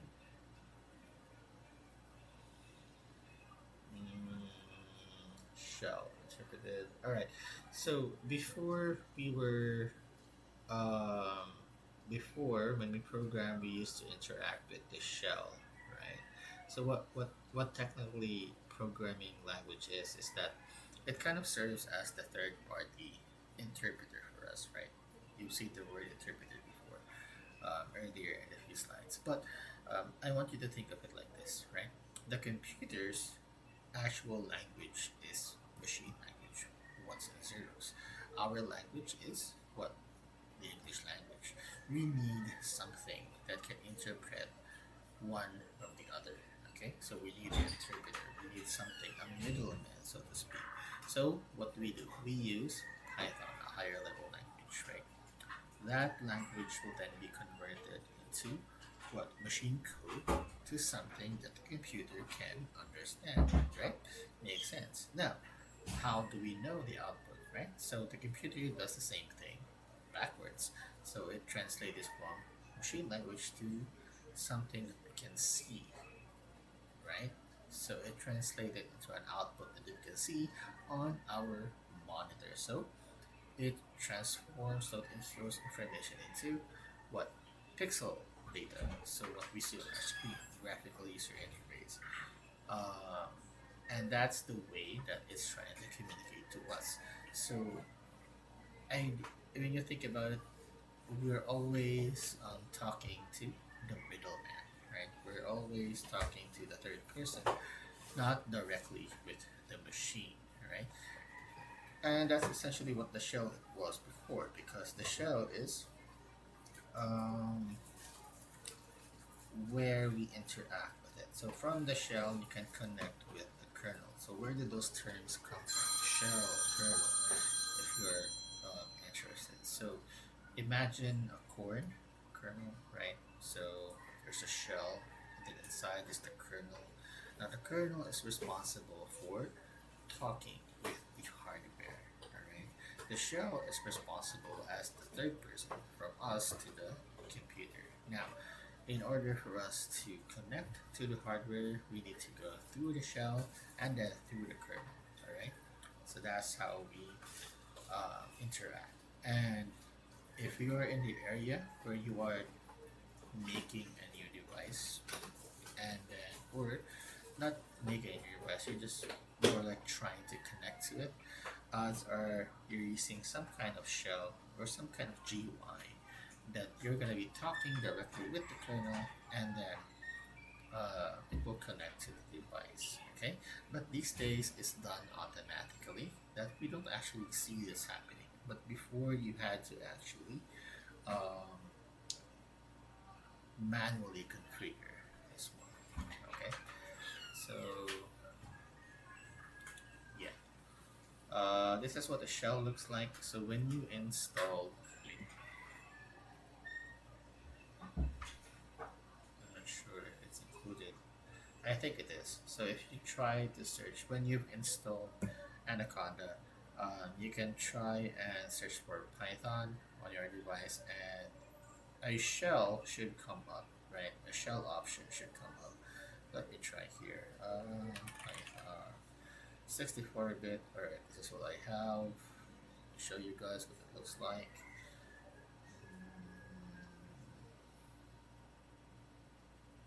Just to show you guys that it also still exists in modern systems. Alright, so this is what my shell looks like when I open it. It came, from what I remember, it came with the installation with Anaconda. So if I say print and then overall, there you go, it's still working. And you can use this one to interact with the kernel or the device itself, or all the hardwares and stuff. Or you can run basic Python commands here. Okay, um, so yeah, it's still available if anyone wants to use it. But nowadays we have what? GUI. So before, you need specialized knowledge to use the shell. Nowadays we have what? Buttons and uh, text areas that we can put, right? So it's just point and click nowadays. So it's a lot easier. The barrier for entry is a lot less than before. So you need to know a lot of things before we can actually start programming. Nowadays, it's you can just start directly, just like this one. Okay, and we're finally here, so we can start um, with exploring our navigator after this, and also Jupyter Notebook, which is the one that we'll be using for all our coding. All right. Okay. So it's already 3. Let's have a quick break, a quick 15-minute break. I don't want you guys to leave the room. Just stay here.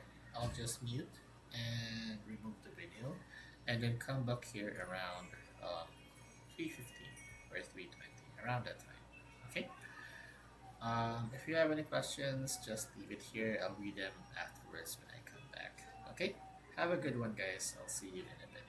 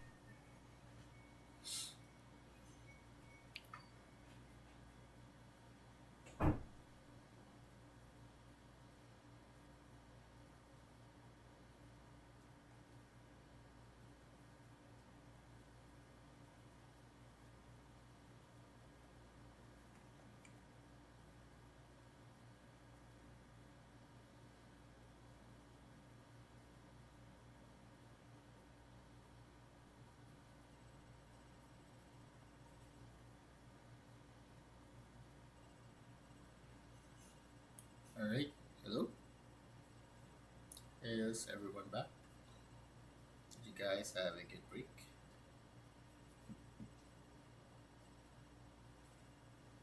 All right. Okay.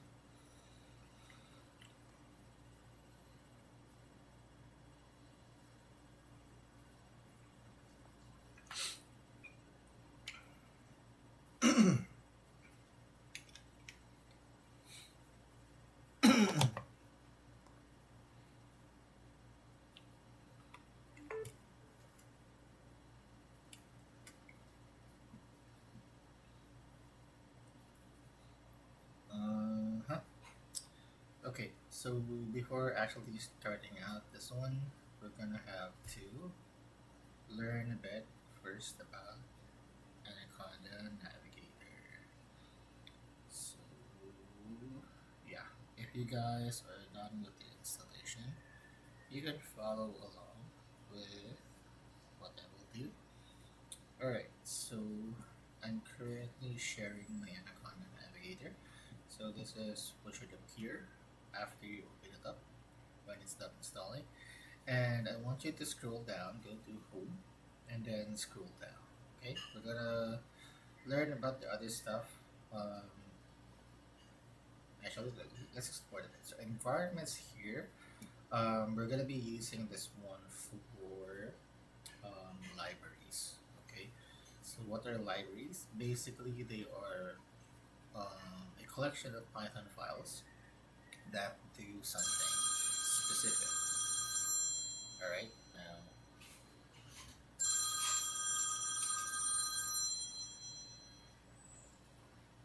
sorry, there was an alarm. All right. So these are Python files that do something specific. All right. So in terms of data science, they say, for example, the pandas library. The pandas library is very good at transformation of data, all right? Accessing, managing, sorting, filtering, all right? Tables of data, okay? So you can think of pandas like Excel, but in programming format, okay, in a library format. So yeah, so it's a collection, right? So all of these things, right? They are all available, um, either from the Anaconda database or from a third party. So you can actually put something here that comes from a third party. So we'll get to that soon when we start learning libraries. Learning here are different things that you can or resources that you can do to further your studies. So these are good um, self-paced learnings, so to speak, for your data science course. If you want to learn more about, for example, NumPy, it's here. These resources are free, right? I mean, there are a lot of resources nowadays online. So basically, they have similar contents anyway. But yeah, they made it readily available here. I think the purple ones are paid. I think get certified. So I think those are paid. The green ones are free.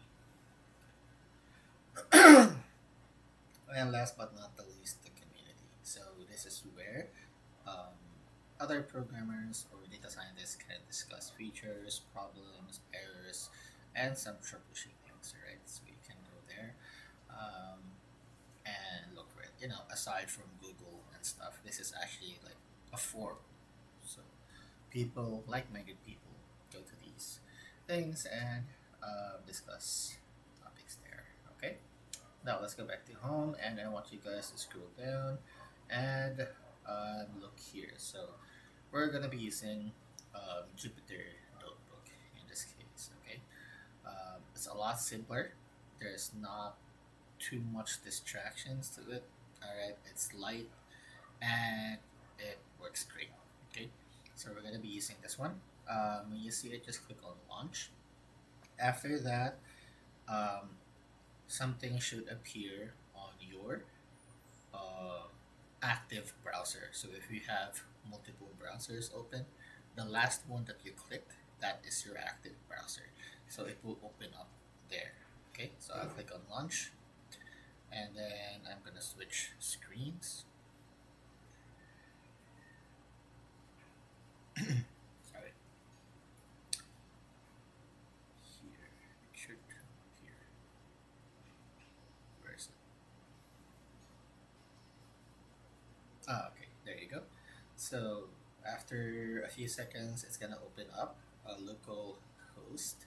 So that means our current device is hosting Jupyter itself. Okay, um, so it's running in our device. So that means this app can access everything in our device. So as you can see here, I have access to desktop and those kinds of files. Right. The first thing that I want you guys to do is look for a place to store all your files. So I'm gonna go to, let's see, desktop, C, data science, batch. All right, I'll create here a new folder. So click on the new here, folder, batch, continue, enter, and this is where I will store all of our files starting from this session. Okay. Next is we're gonna create a notebook. All right.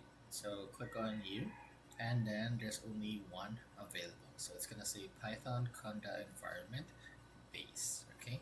If you have multiple Python versions installed in your device, from what I remember, it will display more options here depending on what Python you want to choose, what Python version you want to choose. So click on this one, Conda environment base. Just choose the Conda one. Click on it. It will create a untitled file. See, and then it will open up directly here. So this is our Jupyter notebook, and it's currently untitled. So I'm just gonna say this like notes, and then rename. So now it's named notes. This one should update. Yep, there you go. So essentially, this is the same as the Explorer window that we use, right? Where the browser, well, is it called Explorer on Mac? I think it's not called Explorer, but you know, your file Explorer. Um, where was I? Okay, so we have the notes. All right, let's discuss what this is. Okay, so this is basically our text editor. All right. You might not have this kind of look when you open it up because I have modified this one a bit. I think I used a theme here, Jupyter Dark. Yep. I like dark mode. I think it's just default for programmers. As you keep on programming, the light kinds of you know, it's very bright when it's white. Um, what else? So this is our cell, right? This has two modes. One is an edit mode. Edit mode is when you click inside of the cell where you're typing things. And then command mode is when you click outside. That is when you're trying to modify the whole cell itself, what it is. So that I mean whether it's For example, this one. Currently, it's set to code, but if we choose this one and then say Markdown, it's gonna have, it's gonna work differently. It's not gonna work like, um, it's not gonna accept Python code. It's gonna accept Markdown. Now, what is Markdown? Markdown is technically um, text formatting, but you're gonna be using kind of like programming syntax, so to speak. Um, Introduction for this is, let's say I have this one, and then Daniel, and then there you go. So that is what it looks like. So currently, if I double click on it, right, I'm editing it as a markdown file, a markdown cell, and this is what it looks like: a number sign and then my name. Okay. Now, if I run the cell, you run the cell, right? Or you click on the play button, you are running this code to be interpreted, and then it will be displayed in the same screen, the output. Now, the output for a markdown is the cell itself. So when I play this one or run it, it will be like this. So this is actually the output of that code. All right. Now, sorry. If you go down here and do multiple stuff like this with more number signs, it will have varied results. See? So basically, Markdown is just text formatting. But if you look at the code, it looks more like programming, right? Like if you were to say like uh, one, I think it uses it to four.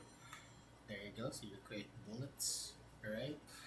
Um, so yeah, you can search this one over the internet.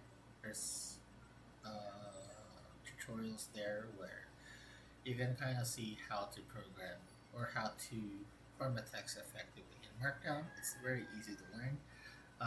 I don't use everything there is in Markdown. Basically, I just use this one to make the text bigger or smaller. So while we are discussing, and then we go back and forth between Markdown and code.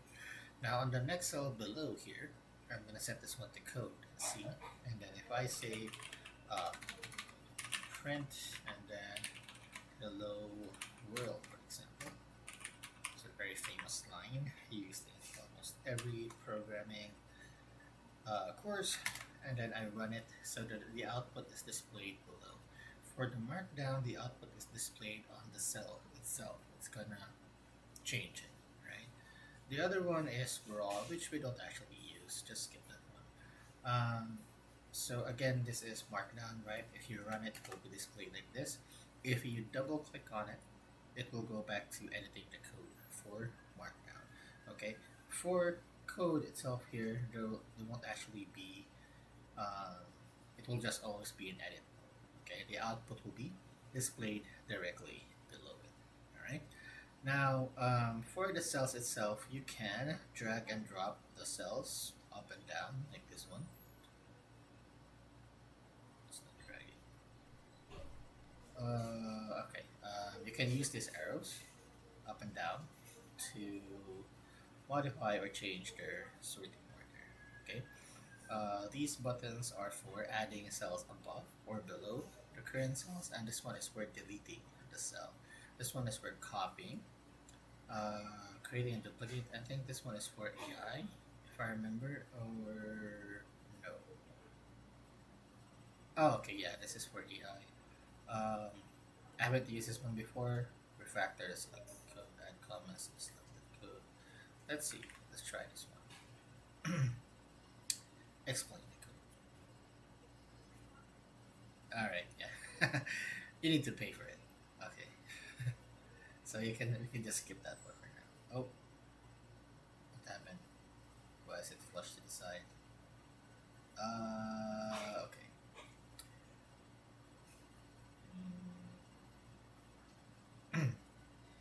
Okay, so that happens when you open this one up. It flushes everything back, but it doesn't go back to the center. What else can we learn? Let's see. So play. That's it. Cut, paste, copy and paste. It's the same thing as any other apps, right? Insert a cell below.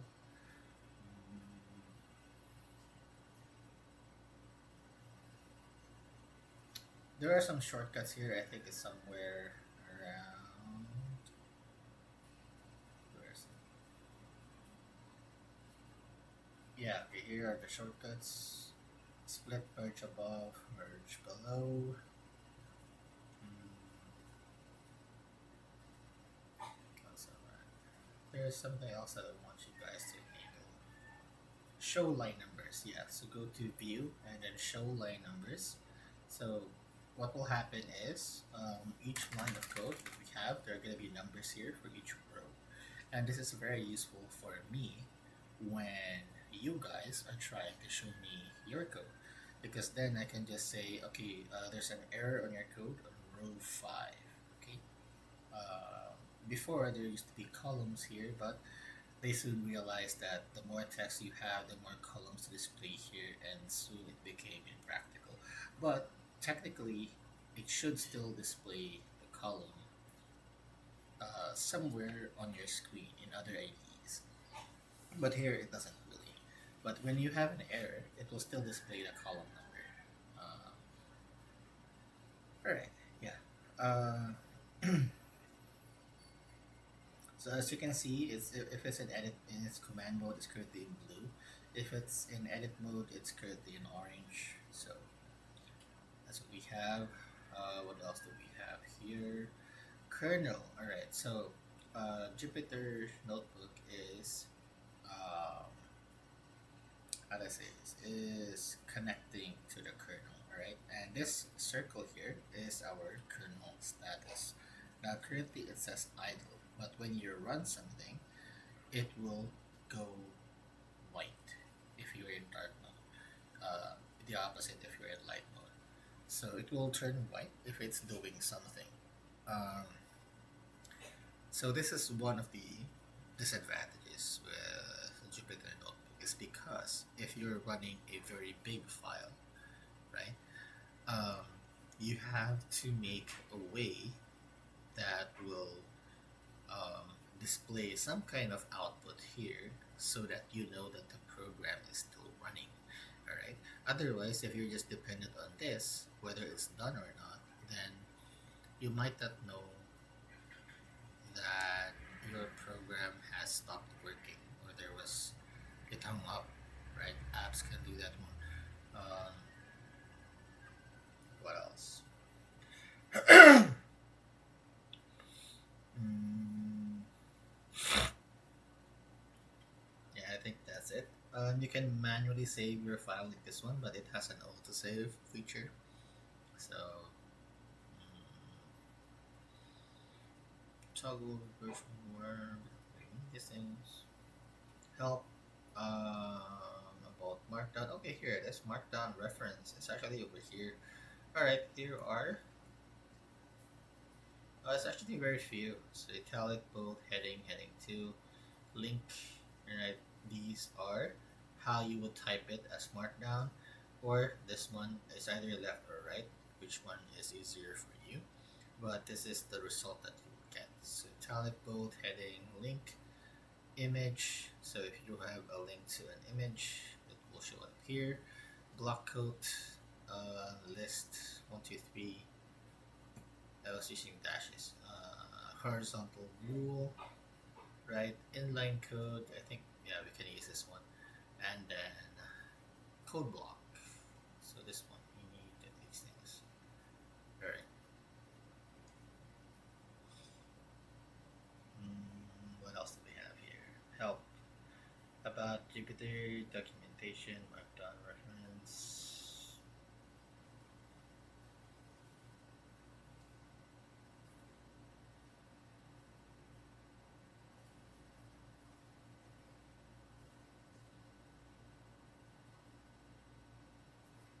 Okay, I think that's it. So yeah, we can start ahead right now. I'm gonna go delete this one, and every time I'll try to explain something, I'll use it with Markdown below or above. Um, yeah, let's put this above.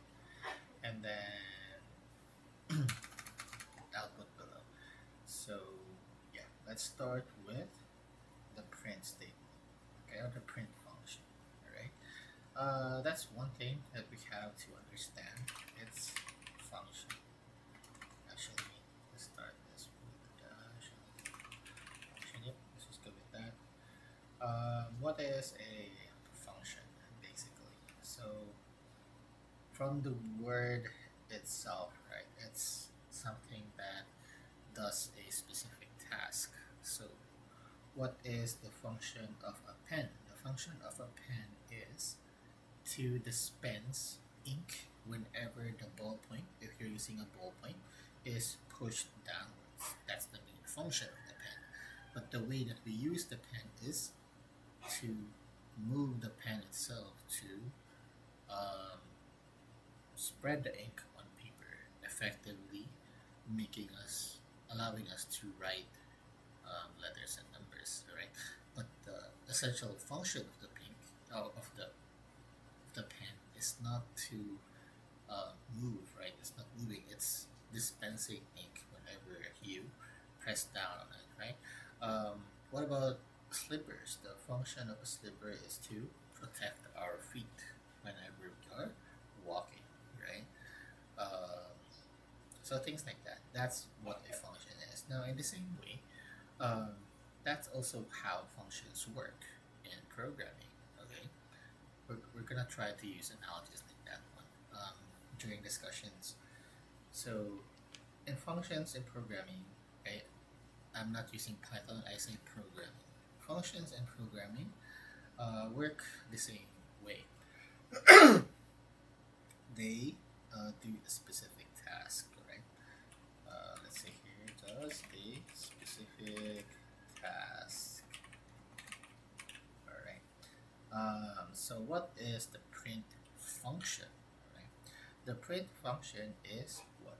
It will take whatever you pass inside of the parentheses and then displays it on the output. All right. That's the general description of what the print function is. Okay. But there's actually more things to learn from just this one. Okay. There are more concepts that I can discuss here, especially if you're a beginner, that is very useful in the long run. Okay, so try to bear with me. After this, everything else will become easier to understand, I think. So that's what a function is, right? Now, there are a lot of functions in like, sorry, that's wrong.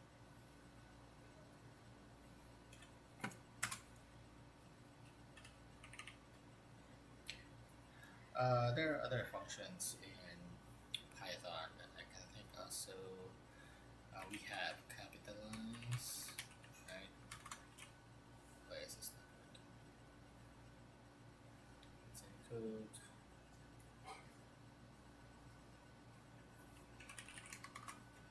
Oh no, wait, these are not functions. Len. Yep. Okay, len is a function. We have what else? Print, len.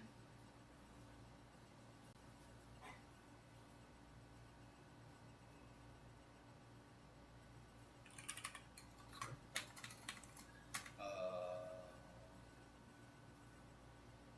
sort needs a bit. I'm kind of put on a spot here. All right, so I don't have everything on my head. Um, let's see, what else do we have? Pure functions, pure functions. Print, len, int. We have int. Yep, those things. Float. Uh,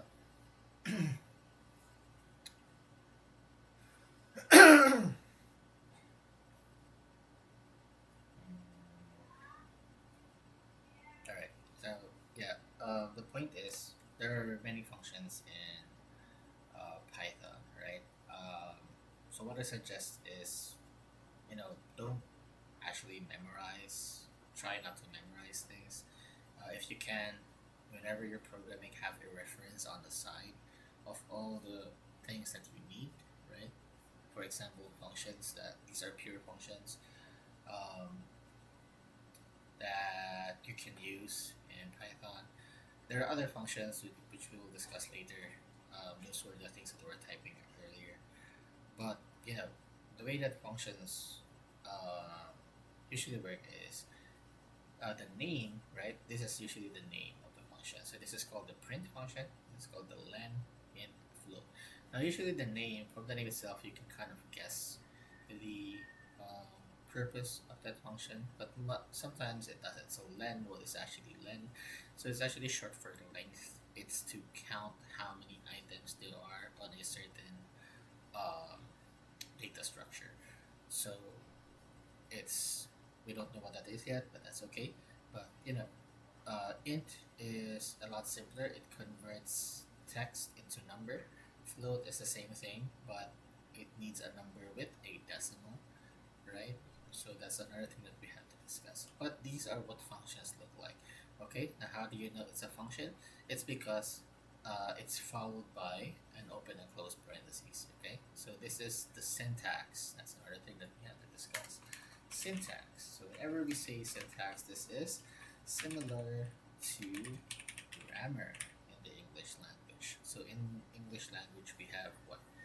Adjectives, verbs, prepositions, and certain rules we have to follow, like the on or at, commas, periods, right? We need a certain combination of those things, of those rules, in order to construct a complete thought that the other person can understand. That's what we're trying to do here for syntax. So we need to combine, right, the perfect format, right, the perfect sequence, in order for Python to understand what we're trying to say, and then it can translate it perfectly to machine language that the computer can understand. All right. So syntax. This is the syntax for functions. So whenever you're dealing with functions, it starts with name followed by open and close parentheses. Right. Now, what do we discuss next? Sorry. All right. Next, what we need to discuss is the thing inside. Okay. So the description that I gave you earlier was that the print function will take anything that we put inside of the parentheses and place it on the output. So by anything, I mean almost anything. So if I say print, I put a number there, okay, it will do that. If I say, how about, mm, let's say, can we combine both of them? We can, but we have to do it in a different way. So we can say age and then the comma here and then a number, and then both of them can be displayed like that, right? Separated by a space. If you swap them out, right, it will also be swapped out in the output. Okay, see. Aside from the single quote, we can also use double quotes if you want, whichever you prefer. Python will accept that one, whether it's single quote or it's double quote, but they should come always in pairs. Okay, so if you're using single quote, yeah. Can you put a single inside a double? Yes. Can you put a double inside a single? Yes. If you want to actually make that output, like for example, you say print and then you want to display a double quote, right, as an output. So you say my name is Daniel and then dot, okay, a period. Okay, so now the double quote is treated as text and it will be displayed on the output as well. Alright. Now text. What does that mean? Alright. I mean if I were to say, if I were to say 1, 2, 3, 4, and then I want to print the same thing, but with codes, right? What does that mean? Okay, they are essentially being printed out the same, but we are displaying them as different things here in the print function, right? So that's because here, this is what we call the thing inside the parentheses, this is what we call a string, all right? And here, this is what we call a number, okay? Now these things are what we call data types, right? So we have two so far. We have number, and then we have string so far, all right? So what are data types, all right? So I want you to think of data types as um, something that classifies an information, right? In this case, this one. Our information is this one, but this is considered a string, but this is considered a number, right? Now there's a difference, okay?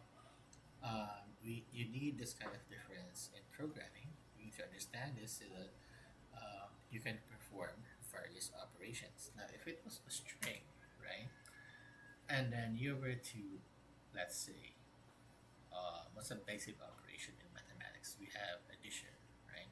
If you were to perform addition, you can actually perform mathematical operations in programming. Okay, so basic things like plus, minus, divide, multiplication. For the advanced things like I don't know, angle, sine, cosine, you can use functions for that one. So let's say 5 plus 4, right? So we're adding two strings, and then the result is 54. So that's wrong, but also at the same time correct. Whenever you're adding strings, what happens is that it treats them as text. Now, when it is being treated as text, what would happen is it's not uh, called addition anymore, it's called concatenation. That's what we call it. If you are adding numbers, right? 5 plus 4, so you are adding number data types, right? So this is what we all know as addition. Okay, so the output at the top is 54, the one below is 9. Okay, and this because it depends on the data type that you are using. If you want to modify something, uh,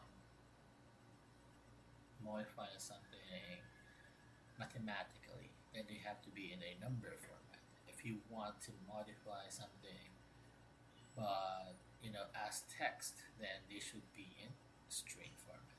Okay, now a basic question that would come up to things like this is, can you combine them? So when you combine something like that, Python doesn't understand, so it will produce some kind of error like this one. So this error, this is the one of the things that I like here in Jupyter Notebook. Their error is actually very well written compared to other IDEs. So let's diagnose this one. So we have traceback, most recent call, last. So where did it occur? In cell in 28. So it's this one, 28. Line 11, line 11. So the error occurred here.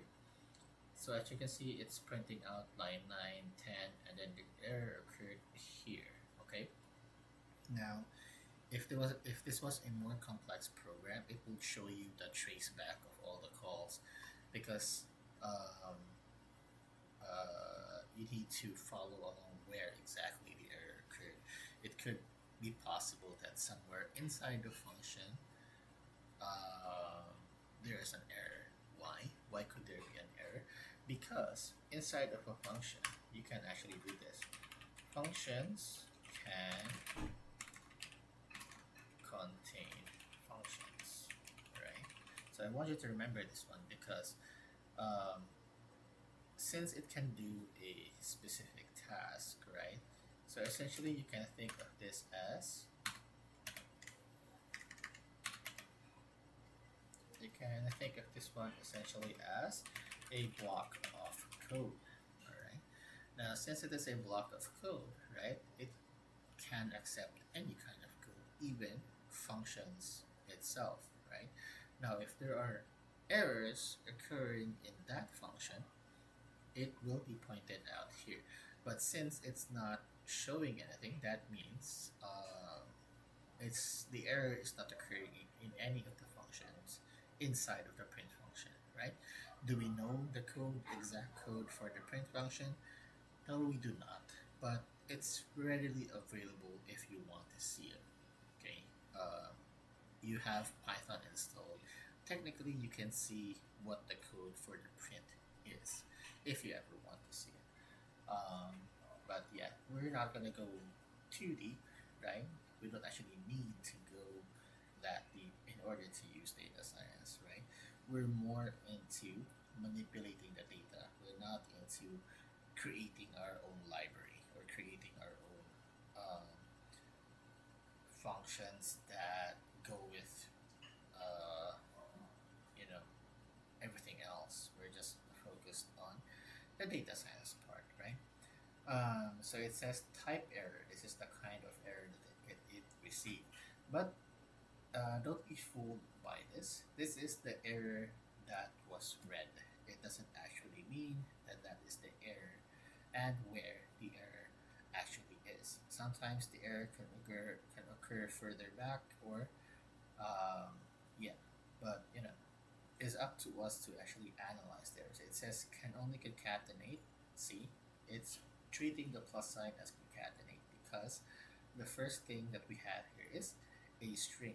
So the plus is a concatenate, can only concatenate string, not int, to string. So only string to string, not string to number. That's what it's trying to say. Okay, so that's how you break down a type error. Later on, we'll encounter more errors that are a lot more complex. So yeah, more chance to practice. What else can we get? What am I doing here, right? So these things are what we call comments, all right? Now, what are comments used for? Now, comments are very useful for two things. One is for explaining the code. The other one is for um, mm, skipping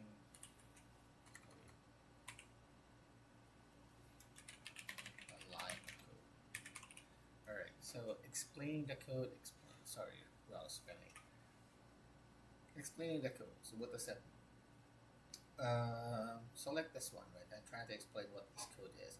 You can put comments in any part of your code, whether it's before, after, or in the same line. You can put that one, as long as it's not in between the functions or um, in between a certain operation. It has to be at the very end or at the very beginning.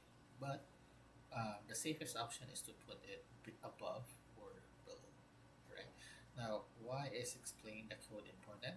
You have to remember that being a data scientist, being a programmer per se, you're not going to be, odds are you're not going to be working alone. You're going to be working with other programmers, other developers as well. Um, so how are you going to communicate your work, right? Um, Especially if you want to work like me, work from home, virtual. So all of my work are virtual.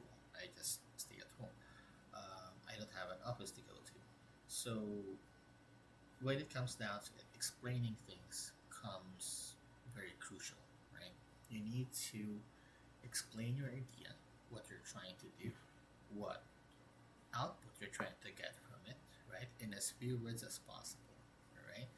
Now, I've had um, experiences with work, right, where we choose the programmer that can explain his code much better than the more talented one in coding, right? You want the one that can actually, you know, you can work well together in a team, right? So if one is just like um, a 10x developer, like their level is way too high, but no one can understand it. Odds are companies and decision makers don't like that. Why? Because that person is a fail point. That means if the program fails, it all depends on that person because no one else can understand that person. So that's not good. Not the person, I mean the thing that they made. Um, so that's actually kind of a disadvantage, right? So this is one of those like workplace skills that you need to learn.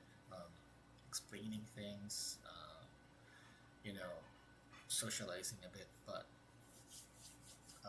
overall, it's very important, right? Um, Especially because almost everything now is virtual, so you need to communicate properly the idea that you're trying to um, get, right, to give out to the reader. So that's what explaining the code means for me. Skipping a line of code. So what does that mean? Essentially, if I put this one in the beginning, like that one, this entire line now becomes a comment. So in this one, my name is Daniel should essentially be removed from the output, right? So if I run this code, as you can see, this output does not appear anymore here, okay? So this is good for debugging. So when I say debugging, it is when we try to fix errors, all right? The other word that you should be familiar with is refactoring, all right? This is when you um, modify the code to make it efficient, right? Um, Whenever I'm programming, there are some certain things that I follow. For myself, you don't have to do this one. First is the dry coding, alright? So what does dry mean? It means don't repeat yourself. That means if you have a certain something that you're looking for, a certain function that already exists somewhere, use that function, right? Learn that function. It's actually a lot better than making it yourself. It saves time, it's more efficient. That's what we mean by dry coding. Um, Another thing is uh, make it work first, right? So what do I mean by this? Every time that you're making a program, odds are at the very beginning, your first output, it won't look that good. It's not efficient. It's not by standard. You're not doing anything by standard, and that's okay, right? You can also not follow the dry part in the beginning. What matters first is that it works. All right, it gets your output. After that, you can refactor the code. So you modify the code to make it more efficient, right? Like maybe you had too many extra steps. You could have just solved that one into fewer lines. Maybe this one could have been made into a function. Maybe a better loop was available for this. Something like that. All right. So that's what we call refactoring. So these are some of the terms that you need to be familiar with um, when you're in this line of kind of work. All right.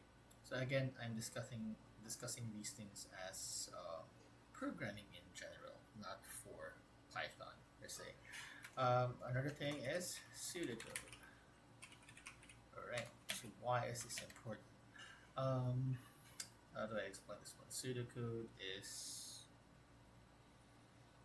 hmm,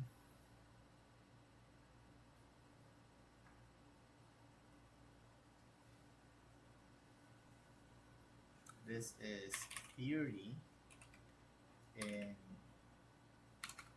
no. There are general descriptions for this, but um, I want to explain this one in a different way. It's more like you're um, okay, giving out, no, wait, explaining an idea without um, mm, without limiting to one language. All right. So what do I mean by this? since you're in this field, right, you will eventually encounter times when you're gonna be asking for help, asking for questions. All right. Now it doesn't always have to be that the question or the answer that you find will be in Python format. So it can be that the price is around. um, it can be that the solution that you found is in another language. All right. So the way that they do that, the way um, some programmers that answer question is that they answer in pseudocode, right? So they're trying to explain things like um, make a loop here to access that file, and then after that you can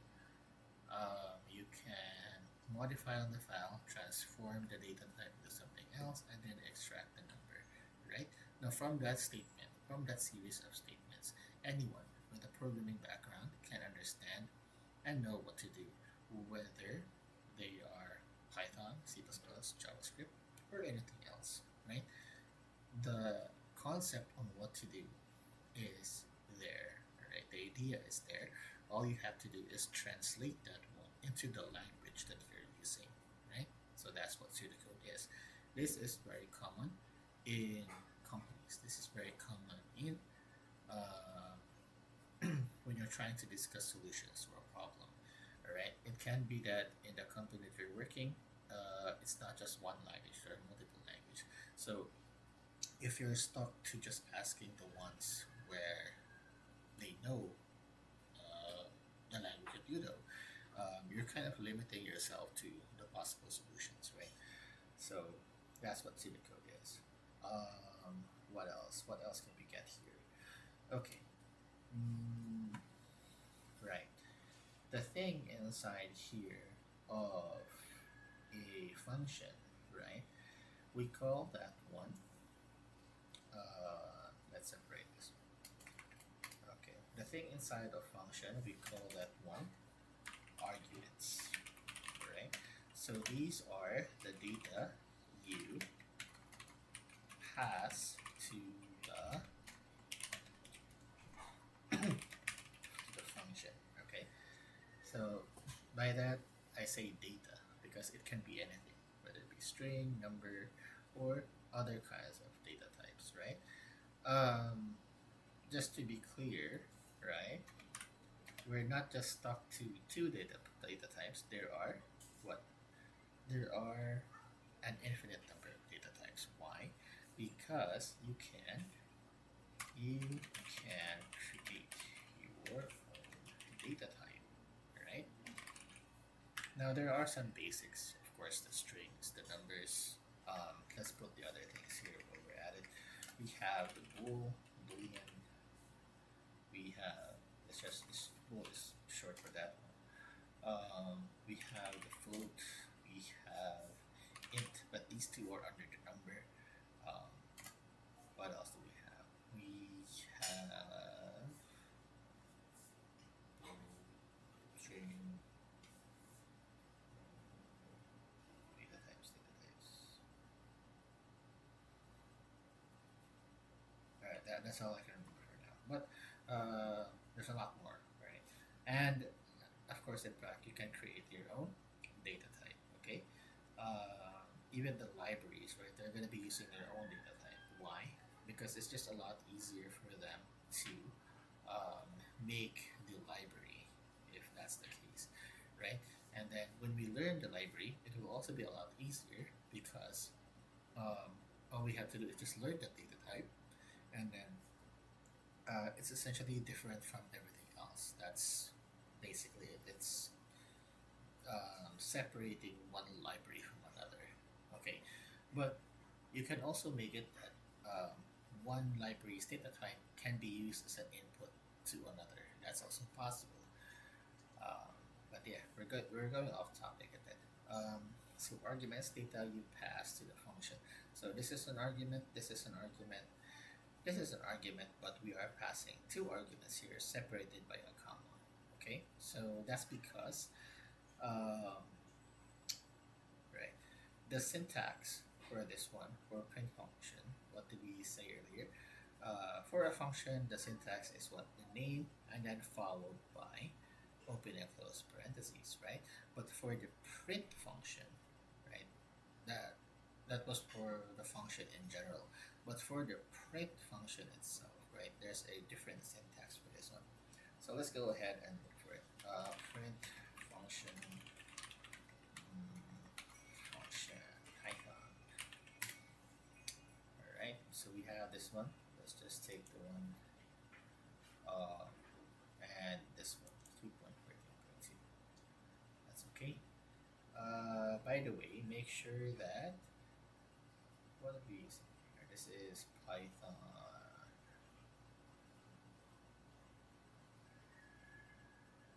What Python am I using? But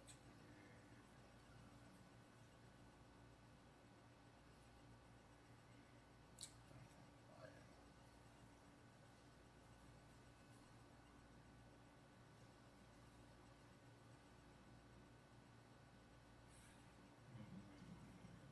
Let's use. Oh, that doesn't show. Uh, how to check Python version. Okay, Python dash dash version. Let's see if this works.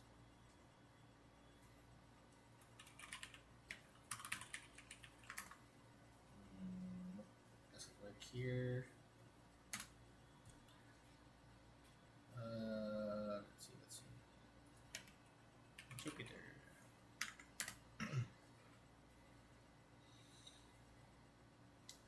Okay, one import sys. Alright, so we can copy ahead this one. So that's okay since it's just a basic code. Let's put it here. Alright, import sys that version. We are using 3.12.3. Right now, this is important because when you are dealing with functions, you have to be viewing the correct version. In this case, in this site, it's not really, let's see, it's not showing for what version this description is, right? So let's take a look at the other one later on. So this is what you always do, right? Whenever you are dealing with functions, you want on your side or somewhere on a different screen your reference, all right? So let's say you're using this one from Google as a reference. Uh, you can check the syntax. Now this is what a syntax looks like, all right? It can look different depending on the site. Like here, this is not the one that I'm looking for. Let's go back. Python.org. Python.org. Documentation. Python docs. What's new? Print.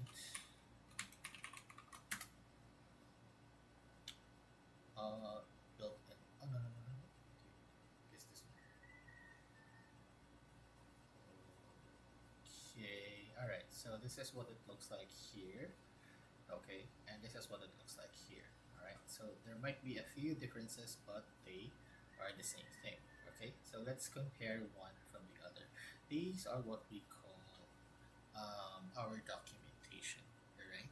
Now everything that you're using in the programming language has documentation. Every library has a documentation, right, for how to use those functions, their limits, their capabilities, right? So let's start with the print, right? Like I said earlier, there's a lot of things you can learn just from one thing. All right, now print, let's say you want to learn how to use the print, right? Because earlier we just go ahead directly and use it at its most basic, like put one anything inside and then it will be treated as an output. But it can be so much more than this one.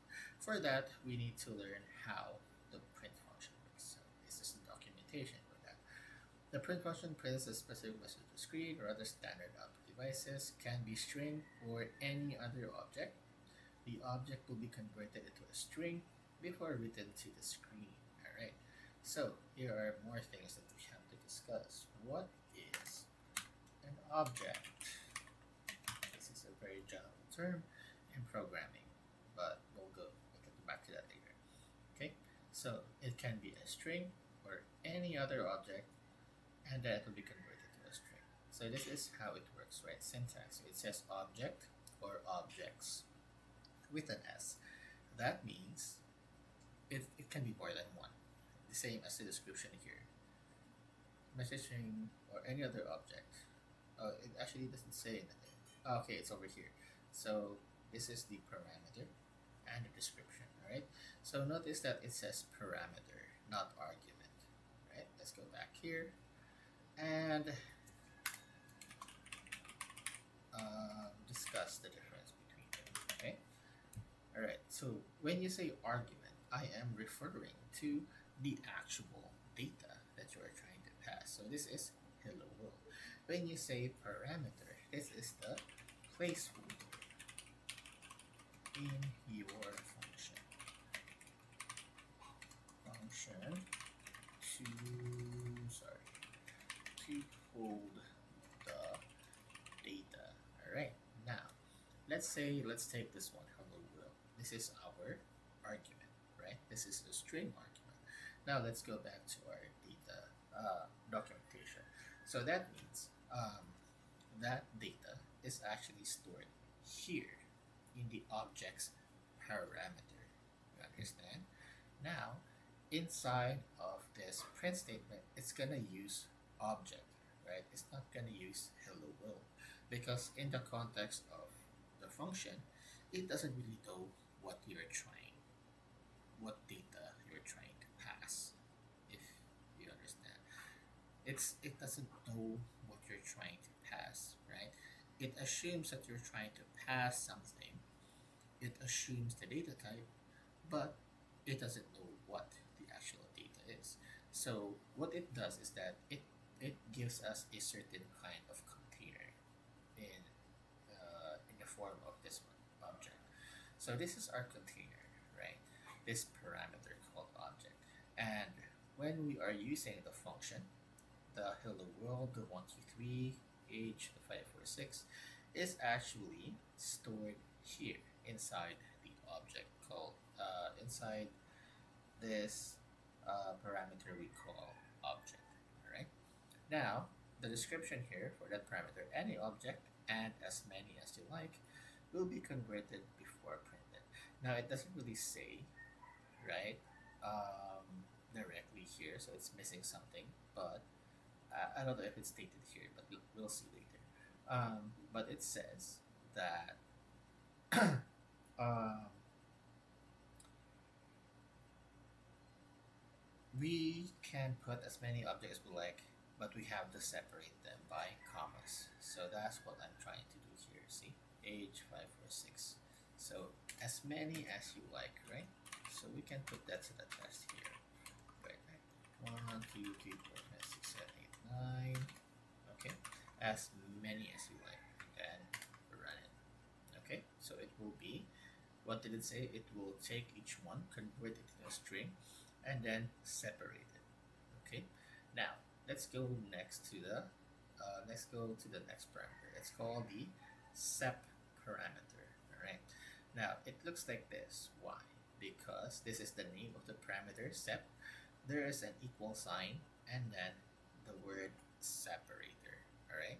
Now, um, what does this mean? This means that we have a default value for the sep parameter, right?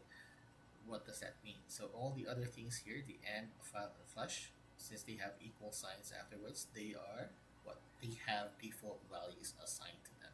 That means whether you are using them or not, oh no, if you are not editing them, then they will automatically use the default.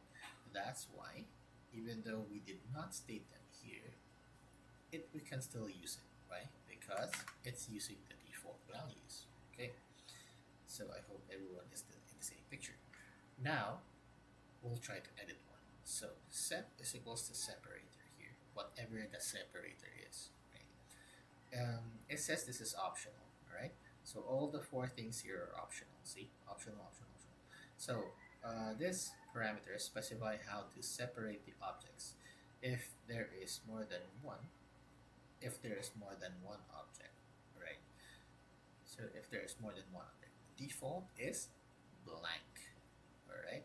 So I think you guys will notice where this one is. This is the blank space in between the object. Okay. Now let's try and edit this one. So I'll put a comma here. All right, and then I'll put set. This is the moment where Python will understand that the objects that we are trying to input has stopped because we are trying to refer to the sep parameter at this point. So what do? We call the sep parameter, we put an equal sign, and then what does it say? It needs to be, it doesn't say here, but this actually needs to be a string. See the quotes at the beginning and end? So it needs to be a string. So that means if I put like, what kind of separator do you want? How about dashes? 3 dashes, right? Let's use that one as a separator. Now if I were to run this one, take a look. So this is what the set parameter does. It will modify the output. This is what parameters actually does. It helps us modify the output to suit our needs. Okay.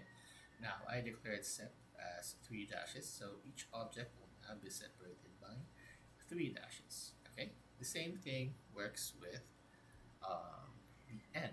Okay. Specify what to print at the end. Default is /n or line feed. All right. Now /n is um, a declaration in Python where it says um, on the output you need to press enter. That's what it's trying to say. /n new line. All right.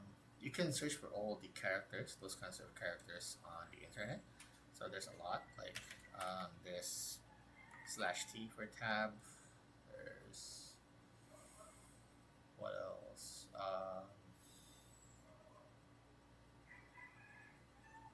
I think /I for inlet. Okay, I don't have it in my head, but if I do, I would have that in my. Whenever I'm coding, again, I have a reference on their side. I try not to memorize things because it is,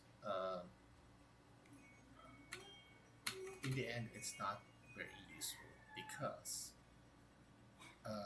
in companies you're gonna be changing libraries constantly. You're gonna be going to what's the next best thing, right? That's how you do it. Um, or you go back to the old one, right? So memorization is kind of not important at that point because there's just too many things to memorize. So it's not really advisable. Besides, the more that you use it, it comes naturally. Memorization comes naturally. Um, so yeah, try to just keep a documentation or a reference on the side somewhere, right? You can print it if you want. Have a different monitor, just like me. So sometimes I have in my work before in the BPO, I requested for 3 monitors because I was monitoring for agents. I was coding in one, and then the other one I was monitoring for updates. So I needed a lot of monitors, and my reference was beside the updates. So chats, updates, chats, reference, agents, programming. So that's what I did before. Yeah. Let's see. So what did I put here? Oh yeah, /t. That's one of them. If you want to try it out, the /tab. But essentially, what the end parameter will do is that if the end parameter is /n, that essentially means at the very end, it will a cursor. If there was a cursor there, it will go down. Okay, so don't you kind of guys see that every time that I use a print, it will go down a line? See, so it's not because I go one line of code down, right? It's because of the end parameter. Now, if I were to change the end parameter for hello world, I'll change the end parameter to something else, right? What would happen is maybe three asterisks. Okay. What would happen is that hello world, right? And since it will not go down, it will continue on printing 123. But then for 123, we go back to the slash n default of n. So it will, after 123, age and 5 or 6 will go back down, or will go below it. So if I were to print this one down, this is what will happen. See? So hello world, it ends with um, this one, asterisk, followed by the next print statement, right? Because the cursor is there, right? The cursor didn't go down. The cursor is still there. And then it prints automatically this one. After that, it ends with a slash n. The end is slash n, so it goes down back here. And then when it comes to this line, it prints this one out below it. Okay? So whenever you're running a program, it always does it line by line. Okay, so you should also troubleshoot your program or your errors line by line as well. Okay, so I hope I'm not giving you guys too much information. Yeah, you can refer back to this recording whenever you have free time. Okay, the file and the flush, their uses is to write an object with the right method is the out. We don't really need to use this one. And this is a boolean specifying the output is flushed true or buffered false. Default is false. Alright, so a boolean data type, let's put this one here. A boolean data type is um, true or false. That's it. That's the only thing. Um, True or false. Or it can be 1 or 0. It's also accepted by Python as either true or false. Okay. What else can we learn here? Okay, let's try and compare this. All right, this is a documentation from a third-party site. This is the documentation for Python itself, right? So the way that they represent here is objects with an S, but it has a asterisk. So programmers like to do this. Anything with an asterisk says that there can be more than one. Okay, so just it's just how they represent it. Okay, so let's read the description. It's just one big description here. Prints objects to the text string file. File here is file here is italicized, meaning it's referring to this parameter, separated by sep, this one, and followed by end, this one. File and flush, and file and flush. So if present must be given as keyword arguments, all right? So what do you mean by keyword arguments? So um, this is an argument, right? The data that we're trying to pass. This is also an argument, right? But we are giving the argument by keyword, which is the end here, the end parameter. So this is because we know the parameter name. So we are referring to the parameter name by keyword, all right? And then we are passing a data, right, to that parameter, right? And that data is essentially the argument. Hence, the whole thing, we call it a keyword argument. All right. No need to actually make things more difficult. It's just uh, how it's named, right? So, keyword argument. All right. All non-keyword arguments are converted to strings, like str does. So it's trying to compare str to how it converts it to string, and within the stream, separated by step and followed by end. Both step and end must be strings. Both step and end must be strings. So it's actually stated here. It's not actually stated here, right? You have to kind of read between the lines for this. So I like this one much better. Also, the syntax here, it writes the default values um, in the syntax itself. See? So we have slash n here, we have the sep here, none, and the false. Take a look. None is not a string. Flush is also not a string. This is a boolean. In fact, if you write this one down here, it will look green. So flush, uh, true. See? So true starts with a capital T, false starts with a capital F. If you use a small t, it's Python. It's not going to read that one. All right. Okay. Now you might ask me, sir, can you skip parameters? Yes, you can skip parameters. You don't. You can just go directly to the parameter that you want. All right, sir. Can you swap the sequence of the parameters? Yes. So if I say end here, and then I say the end is 3 asterisk, right, like this, it will still work. Why? Because we are referring to the parameter by keyword. That means they can be anywhere in the arguments part. A Python will still understand that one. Okay. Um, Sir, what about other functions where there are no keyword parameters? Yes. All right, and that's how they look like. This one. Let's see. Right, it's not here. But technically, for functions that don't accept keyword arguments, you have to follow the sequence exactly. So if a certain parameter is indicated to be after the first, then you have to follow that one. All right. But it's not really that.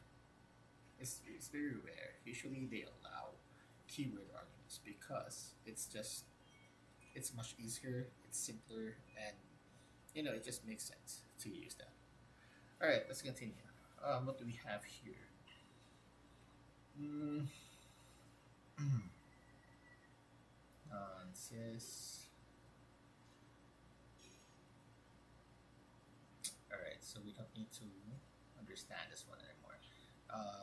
It's not really used that much in our case. Um, Another thing here is that changed in version 3.3. So that means what we are using here, where is it? We are using version 3.12. We are viewing, what version is this? We are viewing, let's go back to the very top.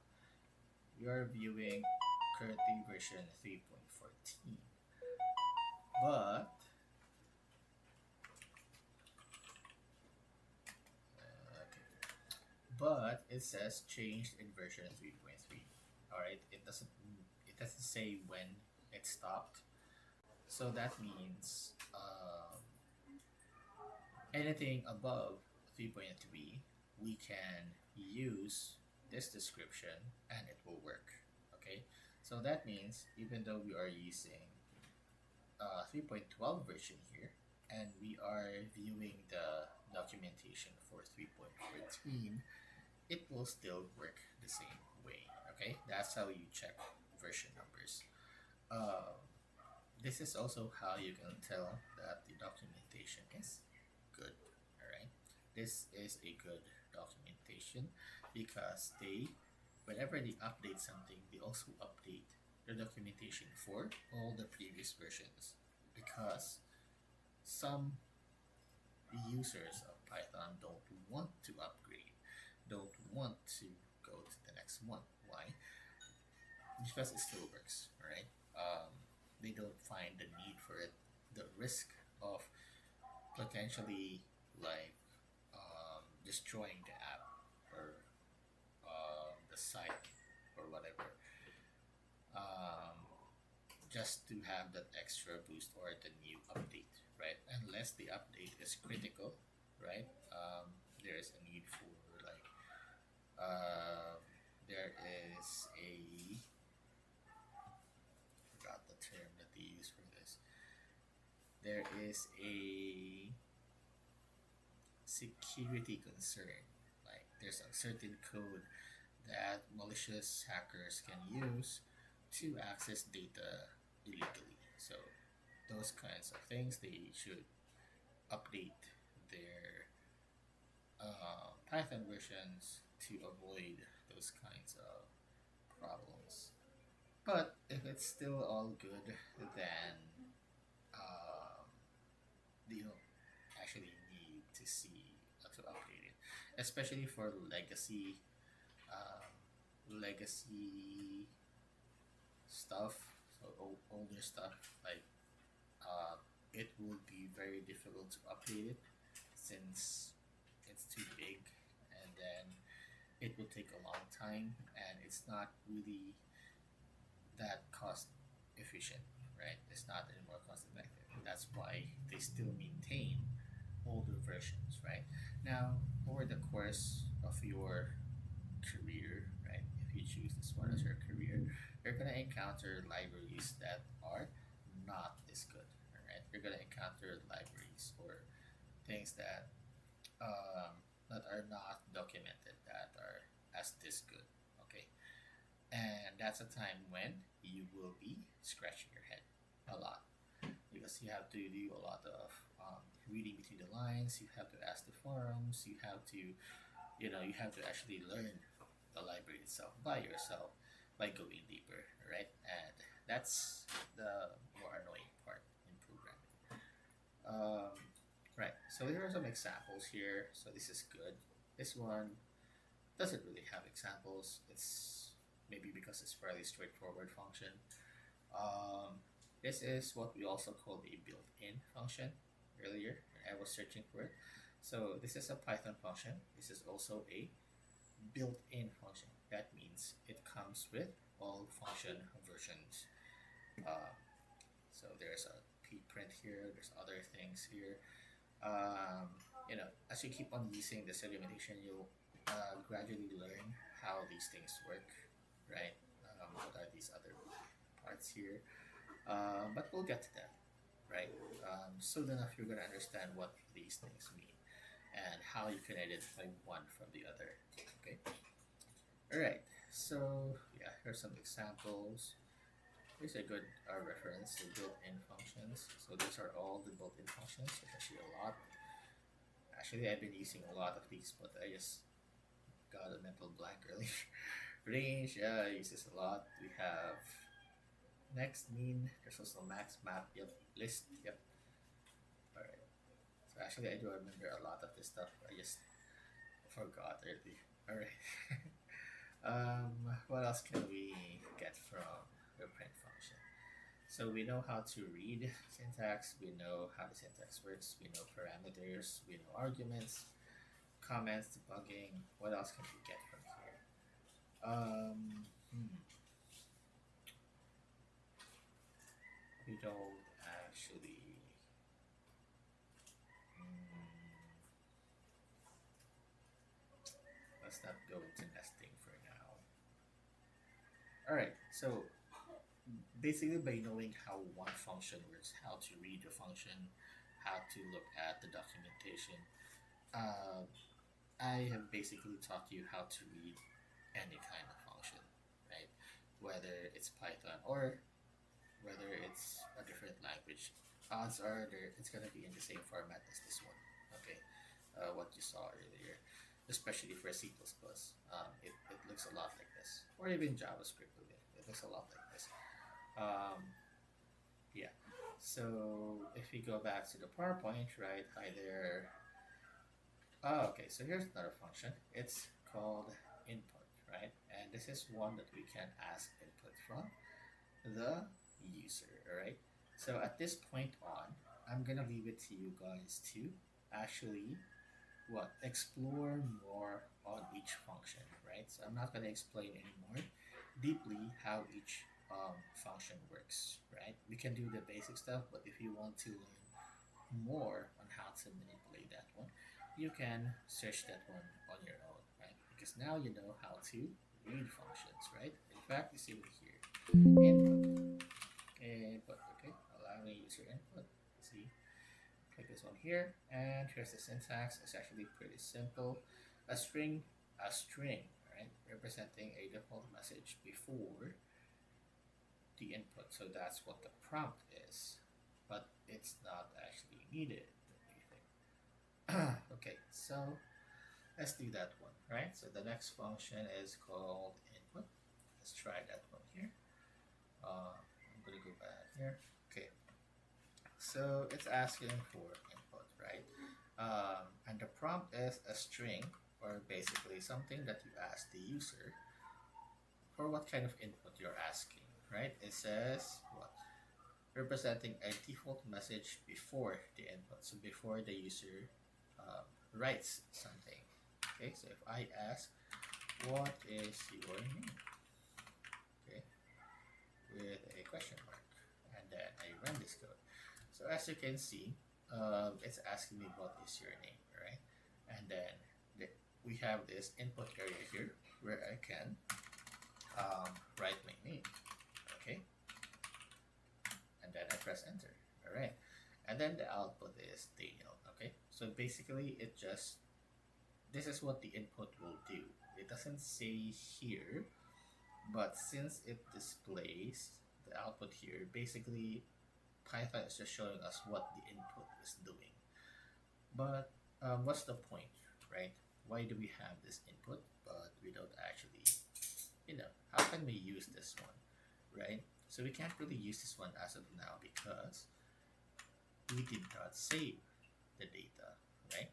So in order to save the data, we need to put it somewhere, all right? Somewhere, a container, right? So that container is what we call a variable, all right?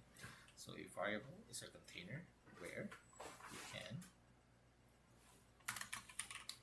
variable is a container where you can put anything, any data. In this case, you can put any data, right?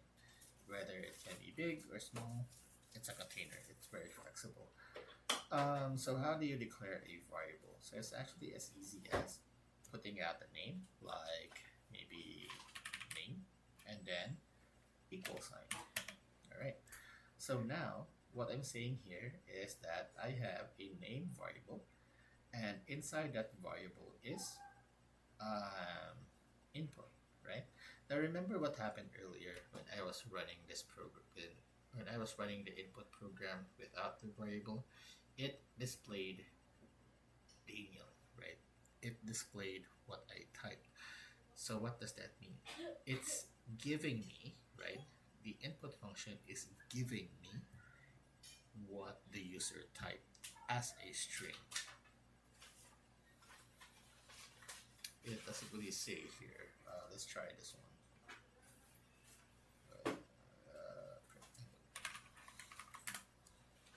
Input in. Okay, let's try and read this one. If the prompt argument is present, it is within a certain line. The function then reads a line from the input, converts it to a string, and returns that one. All right. When EOF is read, EOF error is raised. For example, all right. So that means when EOF is read, that means the end of file. So when we reach the end of the input, right? So in this case, it's using a shell. It's not using Jupyter Notebook. So input, right? This is our input. Monty Python's Flying Circus. The end of file is the ending here at the very end. When it reaches that part, we press enter, right? Um, EOR, EOFE error is raised. End of file error is raised. Um,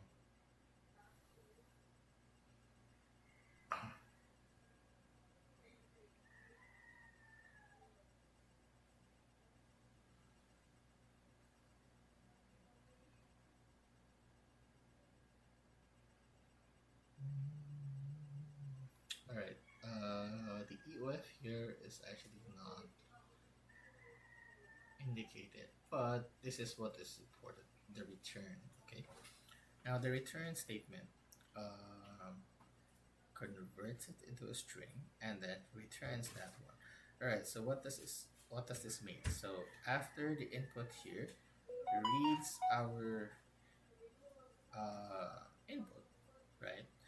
It takes it as an argument and then return it as a string to wherever it is. All right.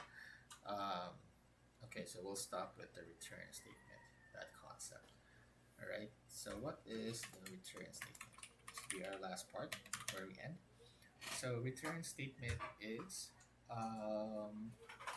what will replace the function at that point. All right. Okay. So I was typing out Daniel, right? So I want you guys to visualize this one. So we started out with input, right? We started out with input. We we entered a name, right? What then do we do with the name? So input will read that one, convert it to a string, and then returns it to where we call the input function. That means this here is actually placed here. Okay, do you guys understand me? This is what the return statement will do. In fact, if I just do it like this, okay, see, it's the same thing. If I just write this one out, it will be outputted like this. Okay, so that means, right, that the input data here was transformed into this, a string, right? So what do we do with that? We assign this one. We put this one into the variable, right? By using the equal sign. The equal sign is actually called the assignment operator, right? We are assigning a data to be placed in the container called name. So that means we are putting this data inside name. That means if I were to say name again here,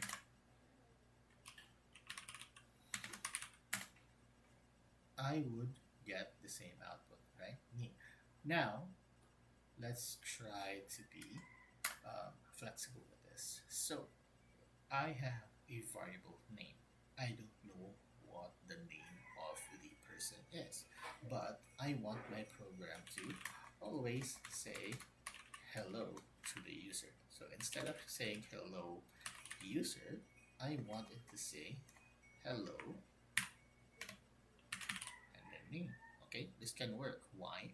Because the description of the print is what? Any object, any data, any argument that you pass will be converted to a string. That goes for variables as well. All right. So we haven't gotten to what objects are, but we'll get to that. Okay. So hello, and then name. All right. Now this makes it flexible. Why?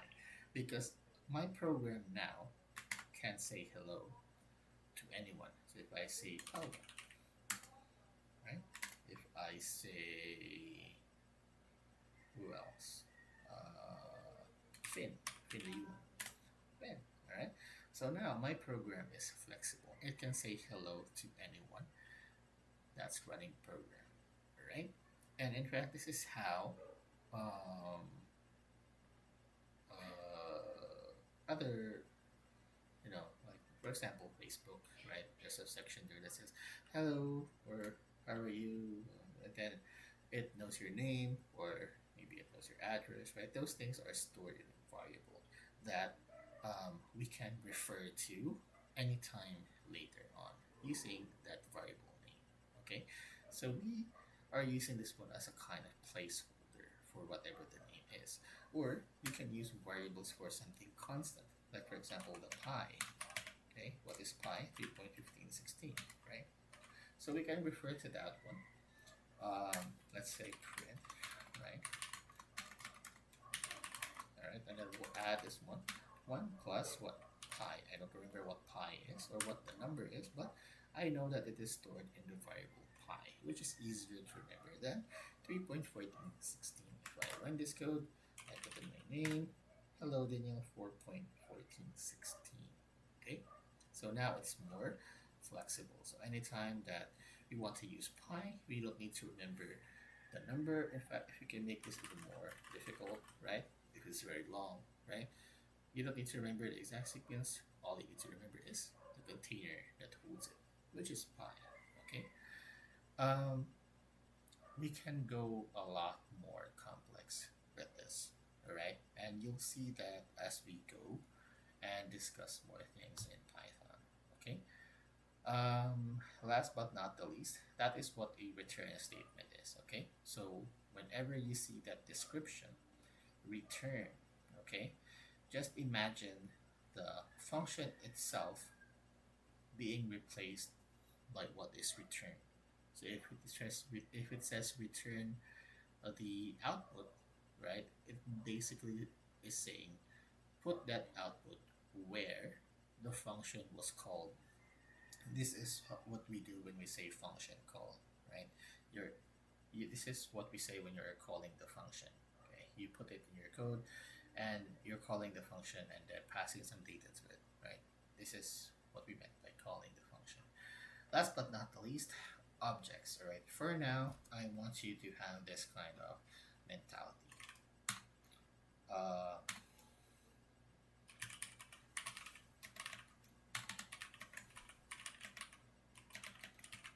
all right. Just to make things a lot easier for us, I want you guys to treat everything in Python as an object for now, right? We haven't gotten to the point where we know mm, we can identify the differences between um, objects and uh, what's the other one? Objects and there's a prime data. There's another word for it. Um, I just can't remember. But you know, for now, treat everything in Python as an object. So that includes variables, all the data types, right? Whether we made it or is available already, and even functions themselves can be treated as objects. Okay, I say everything, right? Just so that you won't be confused with the descriptions if you read them. Okay, so right, it's almost 5. I leave it to you guys to explore further the last few slides that we have here. So it's mainly straightforward.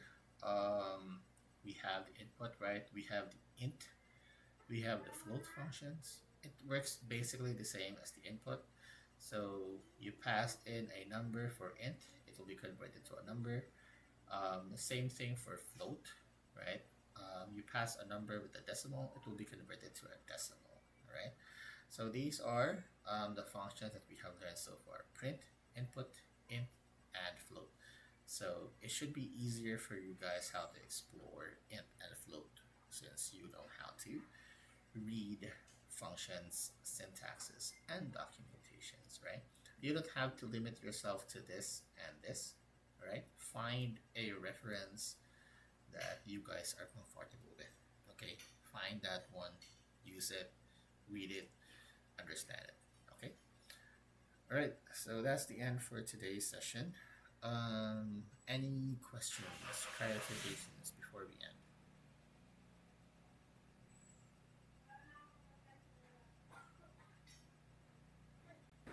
Hello. Hello, yes.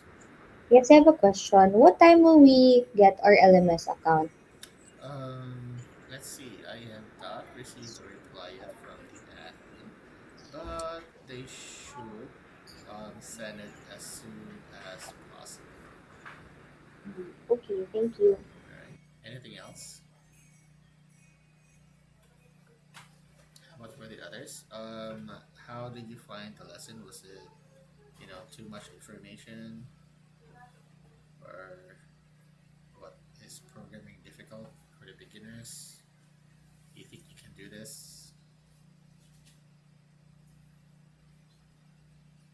All right. So yeah, you could answer those things maybe next week. For now, let's go ahead and enjoy our weekend. Right? So no assignments for now, just for that one.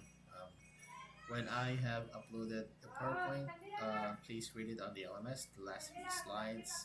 It's fairly straightforward. You can do it in just a few minutes, and then just follow the programs and then the examples here. If you're using this one, try the examples and explore. Okay, that's it. Have a great weekend. I'll see you next week. Bye, guys.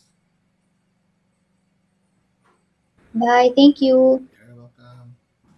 Thank you po.